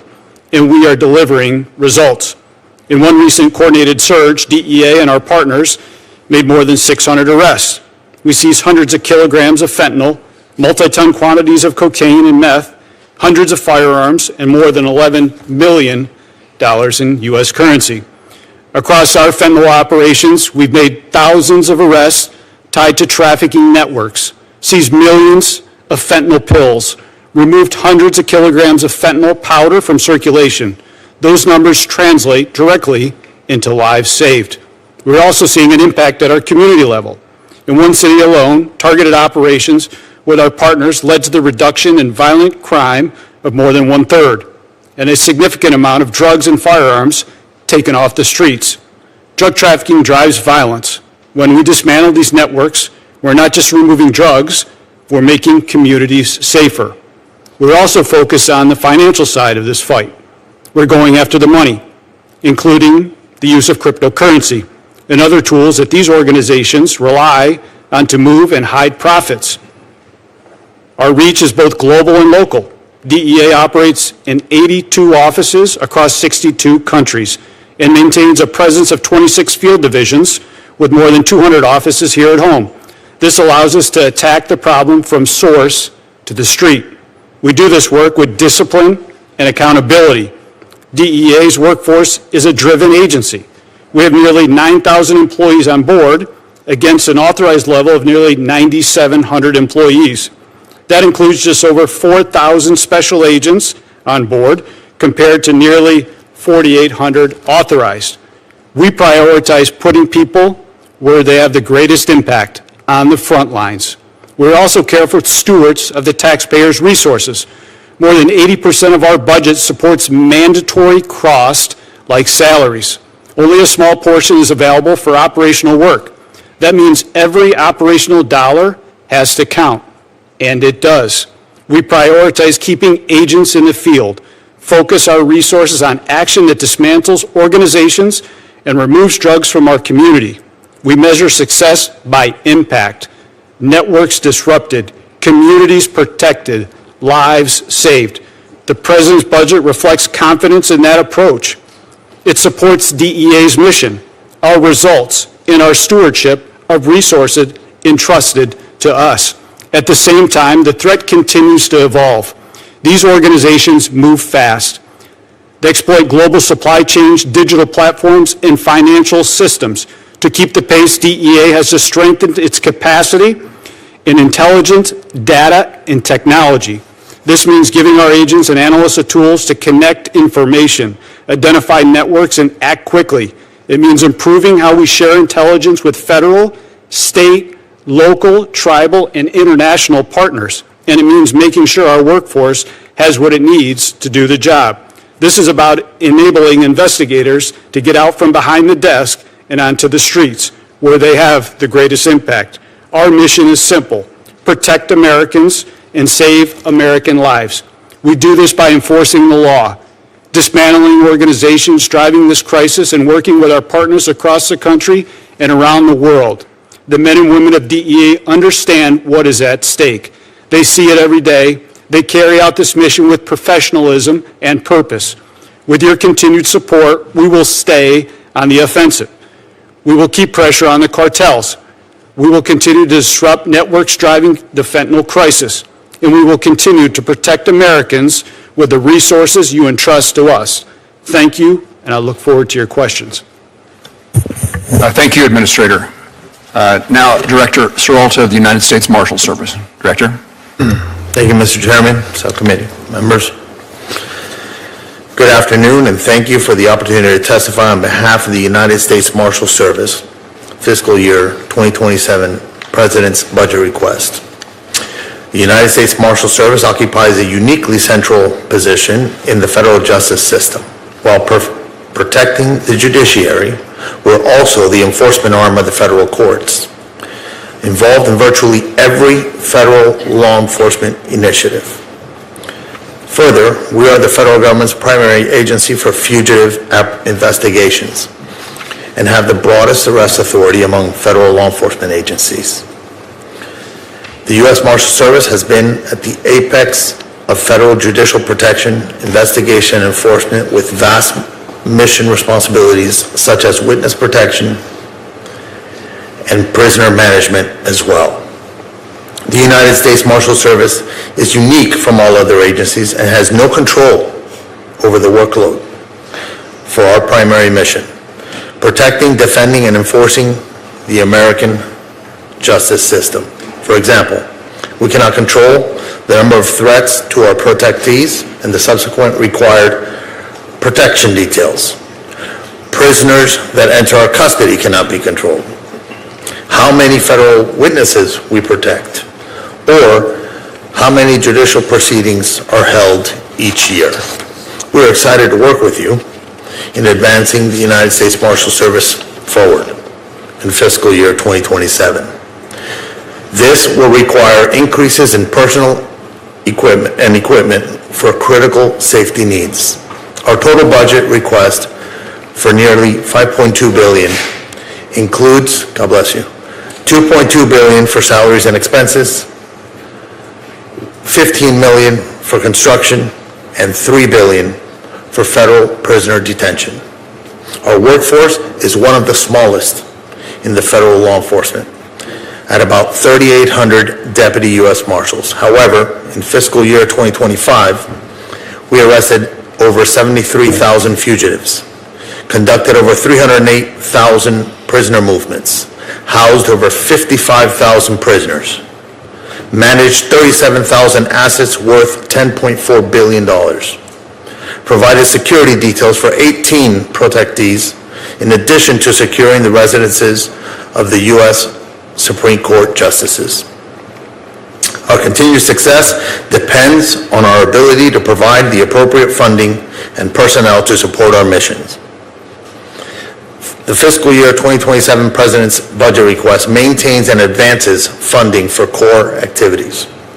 The U.S. Marshals Service requests program increases of $478 million for salaries and expenses appropriation to support the addition of 918 positions, of which 645 positions are for much-needed Deputy United States Marshals. The budget request increases funding for judicial security and protective operations, establishes a protective equipment program, provides permanent resources for safe task forces, expands immigration enforcement, right-sizes fugitive task forces, and institutes a cyclical replacement of vehicles. One highlight of the U.S. Marshals Service budget request is one that is always at the forefront of my heart and this committee's concern, and that's the safety and security of our law enforcement officers. This morning, at the Marshals Service headquarters, we honored our fallen as part of our National Police Week ceremonies, recognizing officers who have lost their lives in the line of duty. We read the names of more than 300 of them. It is imperative that we provide the best equipment and training to aid in protecting our deputies while accomplishing our operational missions safely and successfully. I would like to discuss a matter of utmost importance: courthouse security and our construction appropriation. Unfortunately, the backlog of renovation projects to fix critical facility and security deficiency currently exceeds $484 million. Additional funding is necessary to maintain the infrastructure for the safety of the judicial officials, courtroom participants, the public, and our personnel. Lastly, the Marshals Service is required to house all detainees remanded to the custody of the Attorney General and must ensure sufficient resources are available for their housing and care. We have had some funding challenges in the last few years and appreciate the President's budget request of $3 billion. In closing, our continued success depends on our ability to provide the appropriate funding and personnel to support these vital functions. And so on behalf of the brave men and women of the United States Marshals Service, I thank you. Thank you. And now Robert Cicada, the Director of the Alcohol, Tobacco, Firearms, and I appreciate your attendance. Thank you. Good afternoon, sir. Good afternoon, Chairman Moran, Ranking Member Van Hollen, and members of the subcommittee. Thank you for the opportunity to discuss the President's fiscal year 2027 budget request for the Bureau of Alcohol, Tobacco, Firearms, and Explosives. I am truly honored to be here. ATF is the only federal law enforcement agency whose primary mission is combating violent crime. We arrest violent criminals, disrupt firearms trafficking networks that arm gangs and cartels, investigate bombings and arsons, and deliver world-class forensic and intelligence services to state and local partners, all while protecting the Second Amendment rights of law-abiding Americans. We are a small federal agency with roughly 4,600 employees, but we are mighty. Our actions speak for themselves. Since January 20th, 2025, ATF has arrested over 8,700 criminals and seized nearly 44,000 firearms. Approximately 5,100 were interdicted before they were trafficked into Mexico. Just over 2.7 million rounds of ammunition and more than 28,300 illegal explosives were also interdicted and seized as evidence. ATF also investigated more than 3,500 arson and explosives incidents and deployed the National Response Team to 22 callouts, including the Palisades wildfire in California. We completed more than 11,000 FFL inspections and processed nearly 856,000 firearm trace requests for our state and local partners. We've also been very busy making operational improvements to our e-forms processing times. Between January 1, 2026 and April 14, 2026, ATF received more than 1 million e-form applications and finalized nearly 924,000 of those applications. Today we are on track to hit a new record. By the end of May, we will have processed as many e-form 1 and 4 applications in 2026 as we did in the entirety of 2023. We have done all of this while cutting e-forms 1 processing times from 47 days to 42 days and cutting e-form 4 processing times from 230 days in 2023 to just 12 days today.